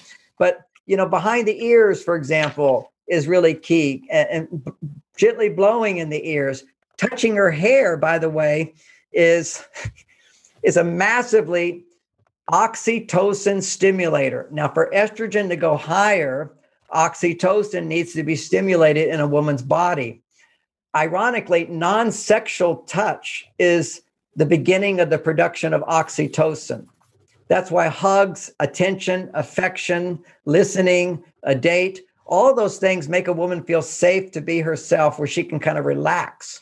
As oxytocin increases, then her estrogen can rise up if you're providing the kind of support she needs. Mm-hmm. Now, that support she needs is outside the bedroom to extent, and then inside the bedroom, it's gentle, slow, it's the kissing, it's the touching, kissing behind her ears. And here's something that I don't do a lot, but I just want you to know it's something that works. You can just do it by gently touching her head, and many, many times just stroking her hair. One woman teaches this class, and she doesn't tell you what it is, but it's that every man, you can give her multi-orgasmics every time. And finally, I take the class to find out what it is. And it's brushing a woman's hair. See, intimacy is touch me where nobody else can. That's what intimacy is for a woman. Hear me. I'll share with you things that I don't tell anybody else. I'll reveal parts of me that I don't show anybody else. I take my clothes off for you, but nobody else. You see, that stimulates, that means I feel safe. That stimulates oxytocin. So literally on a physical level, without all this mental stuff, on a physical level, non-sexual touch is one of the biggest stimulators of oxytocin that allows estrogen to start rising. So it's kind of like the doorway. And so that's why women love to go get their hair done, and the guy or woman washes their head. Yeah. See, there's just this attraction. When I go to my guy, he says, do you want me to wash your hair? I said, why? I washed it this morning. So he just put some water on it. But women really, it's very comforting them to brush their hair and to brush their hair for a while as precursors to sex. Now, I've done it a few times, but basically my wife felt so safe that I would touch her. And she says, and John, outside the house, just whenever you're around me, just graze and touch my hair. Mm-hmm. It was just something, she didn't read any of the studies. She just said, I like it when you touch me. Literally, it's called petting. That's what foreplay is. You pet your partner and you touch the shoulder in a non-sexual way. You hold hands in a non-sexual way. All this time, you're building up her oxytocin. And only when oxytocin hits a certain point can her estrogen rise to a certain point, and that's called arousal. And it's only after women feel arousal that they really want to have sex. You see, you want to have sex right away. You first want to have sex and you get aroused when you think you can get it. Okay. Mm-hmm. But for women, the arousal has to happen before they really want it. And if you get them to arousal and then they want sex, your penis becomes worshipped. Now, in Bhutan, they have statues of penises. They're happy there. Men are happy. When I was in Nepal, in Kathmandu, I snuck into this temple. They don't let Westerners go in there at all. Why? Because we like, what is this? They have little penises. There are like 500 penises, and the women they worship it. It's the Shiva energy. It's the lingam. And then they also have places where they have the yoni, which is the vagina. This is like, they know that the source of life is sex. And so they worship those aspects of sex. Now, we are no longer just about sex. We're about the higher intelligence, which is the spirit coming into sex with love and affection and warmth and caring and sensitivity. And it's always about the male being selfless, providing the support that women need. And as her estrogen levels go up, your estrogen levels will go up as well. But because you're providing that support for her, your testosterone stays high.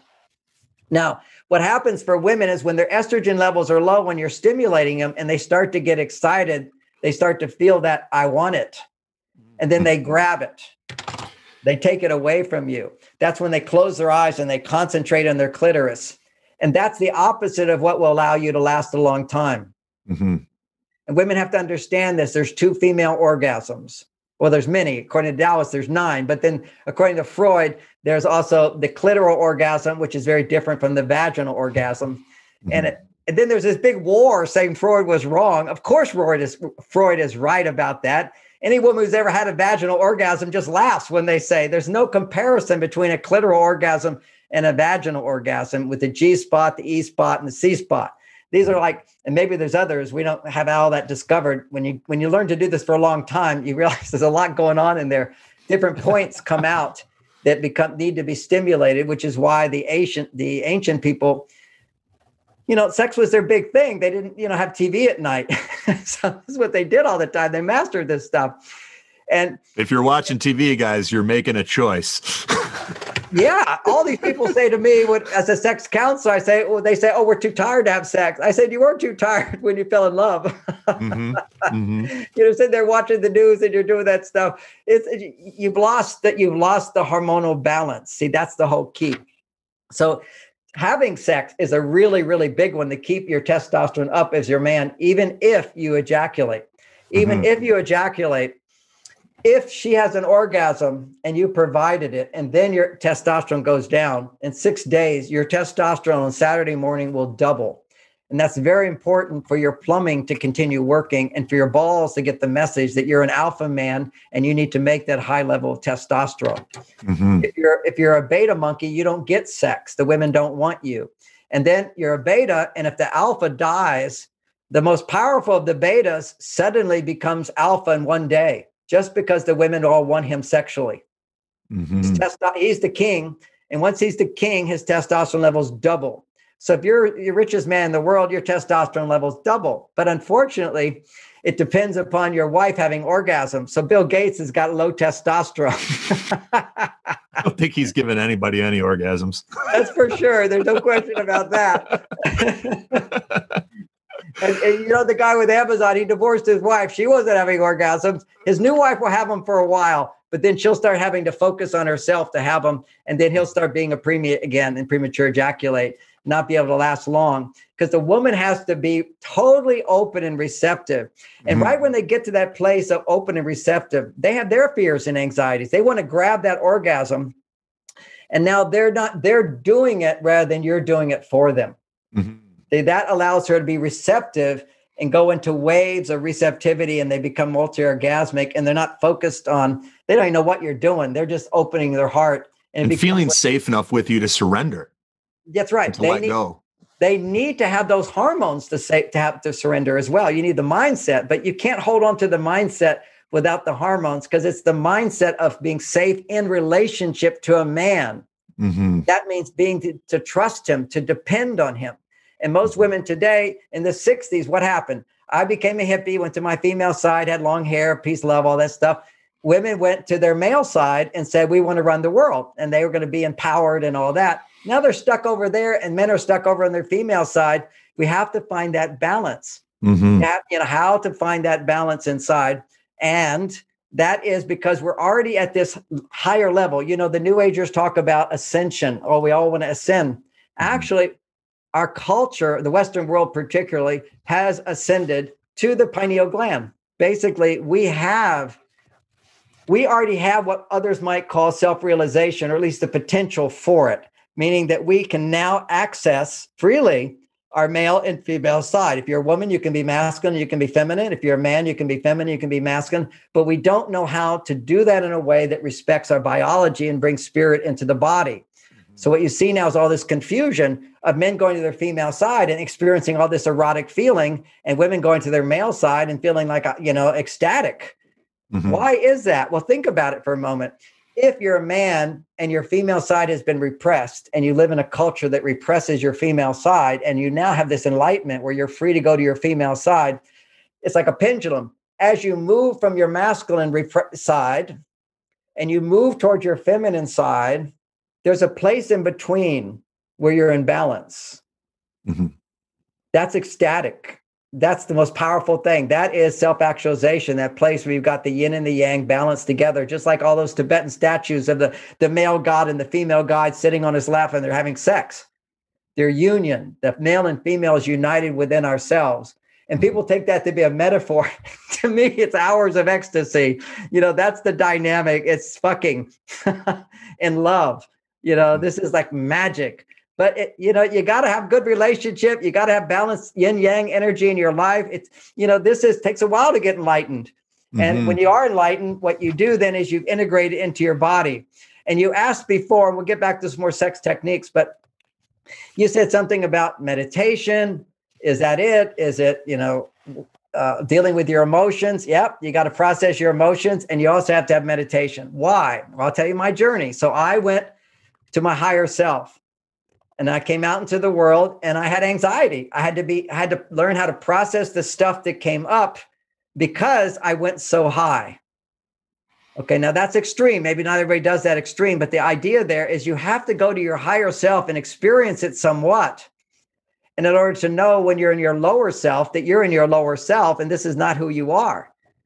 You have to be able to say, this is negativity. And I have a place to go, which is back to my higher self. You have to know where home is in order to get home. So if you're unhappy, you're lost and you've got to find your way back. And that's why you're tripping on psilocybin. I'm tripping now with you because I'm connecting with you. So who knows how long this talk's going to go. But I want to respect your time too. You're dropping gold. I know, but I've got a contact high happening here. And the point of it is when you do that, you get a glimpse of your home. And then what happens, it's just like somebody getting married, they get a glimpse that they are lovable. And then your stuff comes up. So that's the responsibility that comes when you use drugs to get high, is to not depend on them to get high, but to depend on them to get a glimpse and now come back to your work that you do yourself, because stuff will come up. And as that stuff comes up, to be able to process it and come back to that place of love. So that's to use drugs responsibly. I used them as a young guy. After being a monk for 9 years, I had a few trips and whatever. It was spectacular. So spectacular. And then I didn't do it anymore. I don't want to alter. I've done ayahuasca a few times. I think that's a really cool thing for people. Yeah, me too. Guidance. But I wouldn't do it again. Yeah. I got my intense experience, whatever. But I don't want to lose my consciousness that my meditation has given me, and my loving sex gives me, and my selfless service to society gives me. And I won't say it's all about sex and love, because there's another part of it. Like what I'm doing right now is sharing my wisdom and growing and developing and helping other people the best I can. Thank you. That is just as important as meditation and just as important as sex for me. And also I go to the gym, I work out. I still meditate every day, sometimes 4 or 5 hours. But I push my muscles to the extent, because my life's so easy. You see all these fat cats, once they've sort of done it, they become passive. So I really need to push myself, and I need a trainer to say, I know you can do it. Yeah. And I'll do things with him I would never do on my own, because I don't want to have the embarrassment of not being able to do what he thinks I can do. So Totally. I got all these muscles. I have more muscles now than I ever had in my life. I got more testosterone, having more sex. I'm having more success. This is life possibility. If you go through the negative things that happen to you, and you recover and you grow in strength from it. As a little boy, I fell out of a tree 2 stories head first and hit my head. They couldn't believe I survived. It was the perfect angle, I guess. Knocked me out. When I woke up, my bones are sticking out of my arm. So they were my brace. My mother takes me to the hospital. My trauma at that point was, Mom, why isn't there an ambulance? And she said, well, I got to take your friend home. We got to call and find out where he lives. I'm like thinking we should go right to the hospital. But, she was patient. She's a very positive person all the time. But anyway, that breaking my bones, the point there is that those bones broke. And when they were reset, they grow back stronger. And that's a metaphor for life. If you don't reset your bones, and that's called forgiveness, and see the forgiveness, see the lesson in it and grow from it and make a commitment to grow from it. That's called resetting the bone. Then you grow back stronger. Now, meditation gave me the huge glimpse of my home. So I always know where to go back to.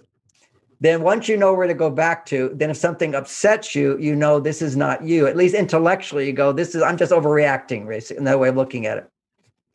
But you've got to do the work of taking that high consciousness.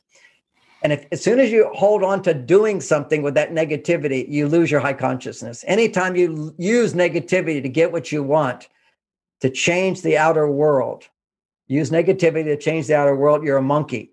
You want to rise to your divine status, you use your negativity to remember who you are. See, this is not me. This is not me. You know, one of the Indian experiences, neti, neti, neti. I'm not this body. I'm not this, you know, all this deprivation of the body. We're not at that state now. We're not just, you know, the only way they could feel was their bodies. Now we can feel our emotions, which is more profound and deeper. I'm not these emotions, but I was these emotions. When I was a child, I was them. So I need to embrace them as my ignorant state. And that you only can embrace that if you have a higher state. And you say, you know, this is who I am. This is what life is. You know, when you get high, you go, man. I remember when I did mushrooms for the first time after 9 years of celibacy. I got so high. I said, you know, why would anybody not do this every day? And I realized, well, if I did this every day, I would never do anything. Because in my meditation, I go to 42 levels actually. And one of the last levels I get to is there's no doing. I'm never doing anything. Everything's already done. This brain, this talk, my voice, I'm not doing this. It's just doing. You know, everything is effortless grace. And but that's a state of meditation to be in. Of course, I'm doing, you know, you don't stop doing, but you have to get to the place where you're doing and you realize it's not you doing. It's everything else. It's actually all been already done. And the Maya is to think that we're doing it. I mean, there's so many different philosophies that are actually meditation experiences, which can be very confusing to people. So where was I this whole thing? I mean, you've been sharing so much great stuff. I want to respect your time, but I want to ask for selfish reasons, because I think it will help people listening. Okay. I know what you're going to ask. Let me finish the one thing I was just going to say. Sure, please do. The process. Okay, yeah. So this book, What You Feel You Can Heal. The best one, What You Feel You Can Heal. Men Are From Mars, the later chapters that many people never get to. It's a technique called the feeling letter exercise. Okay, what you do when you're upset is you take time to write out and analyze what you're feeling. And you learn this higher level of emotional intelligence. One is that it appears to be about something else. It's really not. That's Maya. That's a spiritual concept. It appears, the sun appears to move, but it doesn't. It appears to be caused by you insulting me, and so I'm offended. But that's my problem, not yours. You have your own problems. That's not my business. My business is me. So I write out, I embrace these negative emotions like it's a child throwing a tantrum. And I write out what I'm angry about. And I ask myself, what am I angry about? What else am I angry about? Why am I angry? And look at anything that's associated with anger. And I tell you different ways to look at that. But you write out, the writing helps you to have distance while you're also feeling. So you need to feel the emotion, not just feeling thoughts. I feel like nobody loves me. I'll never get things done. You can write that. That's a doorway. What emotion does that make you feel? Because emotions, negative emotions are pain. You have to feel your emotional pain. If you don't process, you'll have more physical pain. But you feel the emotion, anger. Underneath anger is always disappointment and sadness. Now, if you say to an angry person, you're just disappointed. I'm not disappointed. You're wrong. They defend against it. Of course, they're disappointed. And of course, they're sad, but they're like opposites. Then you go from anger to disappointment to feeling your sadness. And under each of these motions, you write out what you're wanting. I want this. I want this. I want this. Desire is underneath all negativity, which is why in the primitive world, desire was taught to be wrong, because once you start to desiring, you'll have a lot of negative emotions, and people weren't capable at that time of handling it. You first have to have a higher self to reflect, and that's where meditation does. It brings you to the higher self. So now you can go down into the depths of your subconscious mind and heal it and transform it. So that's the process. So you go from anger to disappointment to sadness, and then you go, why am I feeling sad and disappointed? Why is it painful? Only because I have fears. See, if I'm disappointed I didn't get money, well, why is that a problem? Because I'm afraid I will never get money. No, so look at those fears and realize those fears, all these negative emotions are irrational, but you, like a child going, I'm afraid nobody will love me. I'm afraid nobody likes me. I'm afraid I'm not good. Afraid I'm going to do bad. I'm afraid I won't succeed. This is all childlike insecurities that just need a parent to listen and feel the pain. So you're now objectively looking at those emotions because you're not acting on them, and you're feeling the fear, anger, sadness, fear, and then you go into regret, what you feel sorry about or what you feel bad about. and you go deep into that and you feel your regret. And a lot of people go, well, I have nothing to be regretful about. Say, how about regretting that you're not loving right now? Now we understand negative emotions are not expressions of love. They occur because maybe we loved before, but when you're feeling negativity, you're not loving. And so who are the people that are going to push your buttons the most? People you're having sex with. Other than that, it's going to be the world doing things to you. But it's so much faster if the people who push your buttons are the person you're having sex with. Then the world doesn't have to push your buttons. Then the world is your oyster. What do they say? The world opens up to you. I don't need to lose $3 million in this, although it seems like I did. but I don't have to have all that happen to get in touch with my deep insecurities. My partner can do it. And that's what a soulmate does. They trigger you. But other than that, you can have the world do it to you too. All right. So you get in touch with your feelings of fear and insecurity, and you realize that you also feel sorry. But go back. Once you realize, where does this come from? And you start seeing other times in your life where you had those feelings. If somebody had come along and said, you're upset about this, you're hurt by this, and you let yourself feel what you never had a chance to express as a child, and maybe you didn't even know you had. And that will begin to open up. If you want 100 processes to do that, I have a book which is called Mars and Venus, right? That green one, called Mars and Venus Starting Over, because nothing triggers us more than someone dying, someone rejecting us, or someone we reject and we leave and we're starting over after a relationship. And it can even be after your business fails and you have to start over. I was homeless at one point when I stopped being a monk. And that was a big trauma of living on the beach with homeless people. Dad pulled the plug, huh? What's that? Dad pulled the plug. They really pushed the button, I'll tell you. And, anyway, I got out of that pretty fast because, thank goodness, I had a family. And I humbly went to my mother and said, Mom, please, I need your help. She said, only if you go back to school and get a real job. Anyway, so I became a computer programmer at Stanford Research Institute. And then I made enough money to start my thing. And that's what I suggest for young guys who are kind of like, how do I follow my heart? Because I had no money. Go get a job and save up your money. And gradually you start getting out of survival. When you're out of survival, then you can start to balance your male and female side because you're not in the cortisol state. Then it will emerge and you will find your journey. You will find your destiny. But ultimately, our male side, it's to serve. But how do you find out best what you serve? That happens when you balance with your female side, where you feel love and happiness. So selfless service and love and happiness. That's your male and female side. We're fortunate that we can do jobs that we love to do, but that's after we do the grunt work and we don't complain about it. You got to get out of survival and security. Then this other stuff happens. And what's happening with the younger generation is you're all being indoctrinated with the universities telling you that you should be more like a girl if you're a guy, and women, you should be more like a guy, and guys are bad. All this bullshit about gender sameness, we have to counteract. It keeps me young because I realize there's a fire I got to keep help putting out. I'm one of the few people. I used to teach at Stanford and Harvard that kicked me out. You can't talk about this stuff. You can't. And the problem is they're encouraging this stuff. You have to realize whenever you're a man and you're more on your female side, it feels really good. Just like taking ice cream, just like taking cocaine. But nobody's telling you that's an addiction. You see, you're out of balance. No wonder your life sucks.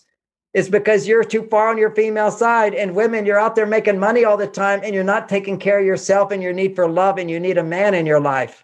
And women say, what do I need a man for? It's like another child. First of all, how insulting to say about men. But second, women don't know what they need. Just like right now with COVID, people don't know the foundation. Anybody who gets sick from COVID, it goes to the hospital, your vitamin D levels are below 13. Just vitamin D, not that that's going to cure it, but just know people don't know what they need. It's so easy to get that. And biohacking, you take your vitamin D right now. I take it every day. My 10,000 I use. I take my quercetin, my zinc. Quercetin allows zinc to upregulate. I really don't need to have zinc because I eat meat, but I still take it for fun because I don't ejaculate. Most men are zinc deficient because zinc makes testosterone. If you ejaculate, you lose your zinc. This is all this. That's why men are twice as, I think, men are twice as likely to die of COVID, whatever sickness there is, because they have zinc deficiency. We know anybody who goes to the hospital, zinc deficiency. We also know they're vitamin D deficient. We know the simple supplement of quercetin will upregulate the zinc. And that's what oxychloroquine did. It helps upregulate zinc in your body. Well, quercetin will do it. Vitamin C with quercetin will do it even better. And vitamin D, no worries, no worries. Why isn't anybody being telling that? Fortunately, some holistic doctors are teaching those ideas. Mm-hmm. And I always take quercetin my whole life. I don't know why. I always like quercetin. It's Me too. wonderful. Yeah, Me too. I love it. I love it. This is fantastic. I know I want to respect your time. So last two rapid fire questions, just to kind of bring this home. Imagine you're talking to a 39-year-old man who's had some great relationships, but tends to lose interest 1 to 3 years in and hasn't really taken the plunge. Right. And it's probably because he's diving into physical intimacy before he's established the emotional intimacy. What are your recommendations? How long do you wait, knowing what you know right now, if a bond and marriage and family is something that I want? Okay. Thank you for asking that question, because that's called being in your 40s, where you start getting a little wisdom. Your female side increases and you realize I'm missing something. Okay. So don't look for the soulmate. Settle for right now. Get in a relationship with a woman. Let her push your buttons and practice my techniques of not speaking when you're angry or upset, not ejaculating for at least a few months with her, but making out and kissing and touching. That's the big reason why men lose attraction. They have sex too soon or they masturbate too soon. You know, you could also be on a date with a girl you're really hot, you're excited, you go home and you masturbate. What you don't know is that you just disconnected from the possibility of deeply falling in love and feeling the power of your male side to commit. It takes a lot of confidence because doubts come up. Doubts, that's your big thing. Doubts and then loss of interest. And so I talked a lot about keeping your testosterone levels up. I talked a lot about relationships is the way to do it. And in the beginning, don't get so picky with the girl. You don't have to marry her. Just try to be a good guy and don't have sex right away. And read my book, Mars, Venus on a Date, and do those things. There's 5 stages of dating. And ironically, you go through 3 stages before you even do sex, okay? But nobody's going to wait that long. But there's the stage of attraction, but not having sex. Then you start really liking her, interacting. This is your original Men Are From Mars, Women Are From Venus book? No, it's another book on Mars, Venus on a Date. Okay, gotcha. So my most powerful book on processing emotions, by the way, is Mars, Venus Starting Over. So you've got some history and baggage from relationships. So that would be really helpful. And it will bring it back to your childhood where somebody lost it, okay? And without doing therapy, what I do with some people is I say, just imagine being your mother and writing the letter, or imagine being your father and writing the letter, and you'll get in touch with what you inherited from them, and you'll start realizing it's in you. So there's a lot of techniques in there, good therapeutics, self-help therapeutics. That would be really key. But the thing is, in dating, go slow, go through the 4 or 5 stages as I talk about there. And the most important for everybody listening is this guy, Beyond Mars and Venus. Did you read that before this interview? I have not. I have to be honest, but I'm going to pick it up along with the other 2 right after this. We would have a totally different interview. We should do it again after you read this book. I would love to. You know, this talks about the 12 qualities of masculinity that produce testosterone and 12 that produce estrogen. So it's all about combating this whole force of this estrogen stimulating lifestyle that men have in this high testosterone women, and what you can do to convert a woman back to her estrogen side. And when you do that, you actually become more masculine. See, that's the power of this. When I don't react to a woman's negativity, but I learn how to realize compassion and moving her through her emotions, which you can learn how to do in this book, you become like a Superman. Nothing upsets you. Nothing bothers you. And you have this erection that's hard as a rock and lasts as long as you want. So back to quick questions on the sex thing. You start first orgasm here, next one, whole body moving around, whole thing, then nipples and breasts. Sucking on nipples is highly important. I was doing a clubhouse and I had a gynecologist doctor there. It was really funny. We were all talking about sex. And she goes, yeah, women, and sucking my nipples. That's it. That's about, it was funny to hear a medical doctor for women say, and suck my nipples. But that is such a key thing because she understands the biology of sucking nipples for these hardened women is going to produce oxytocin. They can't even get lubrication down in their vagina until you start sucking on those nipples. And the French kiss has to be producing lots of saliva and licking and all that. Then the energy starts going down in the woman. breasts. So you circle the breasts first, circle her body, come back, you tease her breasts until you lightly graze over the nipple until the nipple comes up. If her nipples don't come up, don't go down. You got to postpone sex. You got to just do the teenage thing of making out. So you get her desiring, because when you do a takeaway from a woman, her desire increases more. Mm-hmm. Just like when a woman takes away from you, you want her more. Okay. But you got to get in. And then when you get in there, but don't even go in there till now you're down. Might go down on her, do her clitoris. That's another one of the little orgasms. But don't work at it for too long. Do it for a little while. Get her going to where she's going to start trying to have her orgasm. You got to notice when she starts trying, she's looking inside, she's trying to feel, then come back up and suck on her nipples and kiss her and tease her. And she'll say, oh, I want more. I said, what if I think I want more? Not yet. Not yet. You're the master. You got to control her body. Not yet. She may resist a little bit, but she's going to long for it. She really wants to feel, I'm longing for you to give it to me instead of now I'm giving it to myself. Then you get your hard penis and you start moving it around the labia of her vagina. That's another orgasm in there, is the whole tissue around the vagina, 2 sets of lips, and you move around in a circle and go tiny bit into her vagina. And also you can do your clitoris with your penis. Now, for some men, because we're so on our estrogen sides, our penis is too sensitive to do that. So I do recommend in the beginning to get some little numbing sensation stuff for your head of your penis. Okay, you can get that online. It's just a numbing stuff. And just do a little bit, work with it. That's a whole discussion on how to do it. I've got that video on my website. I got so many videos in my wellness store. If you want my biohacking supplements, we got off Parkinson's and dopamine, but we do want to mention NADH, and then I have a superfood shake that I produced to heal my dopamine inhibited dopamine function. But now we're to the real stuff, which is the sex. Then, okay, you've given her a little kind of an orgasm you haven't pushed that. Don't let her go for this really intense orgasm. Just give her waves of pleasure when the clitoris. Then you go for the opening. So she's longing for you to go in. Then each one of these is a little orgasm. Then you go into the G spot. Now you first want to learn to feel it. You put your finger in, and if you can see my fingers, it's about to the middle of your finger like this. 2 knuckles. Yeah. You go to your knuckles and you come in, and it's on the back side of her clitoris, and you press on it. Or you do a come hither thing, but also it's the pressure. The clitoris doesn't need much pressure. If she wants more pressure on the clitoris, she really needs the G spot at that point. Or you can circle the clitoris. Just don't give her everything she wants right away.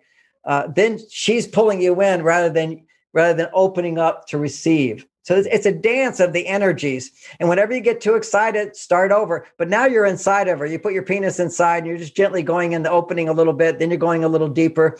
Then you might go from behind to get the clitoris. You get a better G spot. That position helps the G spot go better. And find your best positions. I don't want to get too technical on that. But when you start getting excited, push her right away. As soon as you start to see the fear is starting to happen, I'm ejaculate, push it out. And even today, I tell you, I have a massive fear of ejaculation. And so I got to, as soon as I even see it creeping up, it may happen. She's saying, don't stop. And I'll stop right at that point. Because usually it's when they say don't stop, it's because now they're feeling it's going to happen, but I need to tighten up to get it. And that's going to cause you to ejaculate because she's not receiving your energy, And so what I do is, if you have more of a head conversation with her, the only thing I regret when I wrote my book, Mars, Venus in the Bedroom, has a lot of this in there. And that book is, I told men, I think I said in that book, don't make so many noises. And what I should have said is don't make more noises than her. Never make more noises than her. She should be making the noises. If you're making noises too much and she's not, she's becoming more masculine, you're becoming too feminine. But sometimes I'm making huge noise, but she's making noises too. So it's the male and female energy. Silence is masculinity, noise is femininity. We want both. You just want to keep getting the right balance.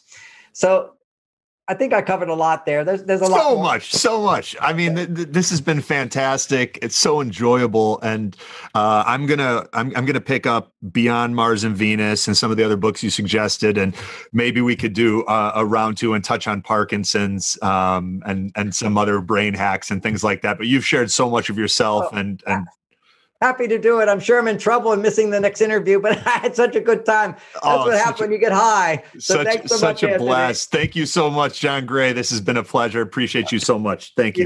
You bet. Thank you. Oh, that was great, man. Thank you so much. Okay, we should talk. Who are we chatting to? Just between us, or do we have a...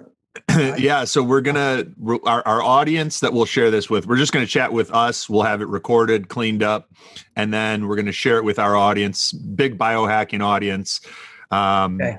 Typically, late 20s, early 30s, all the way up into the 50s and 60s, and people that are interested in optimizing themselves physically, mentally, emotionally, spiritually. So we can take it pretty much anywhere. Okay, well, basically, since we wanted to talk about some Parkinson's stuff, everything that applies to Parkinson's is ultimate brain hacking that you can apply at every stage of life. Okay, so that's where we'll go with this. Okay. Yeah, good. Yeah, I like it. Okay. You ready to rock? Am I what? You ready to rock? I'm ready to rock, yeah.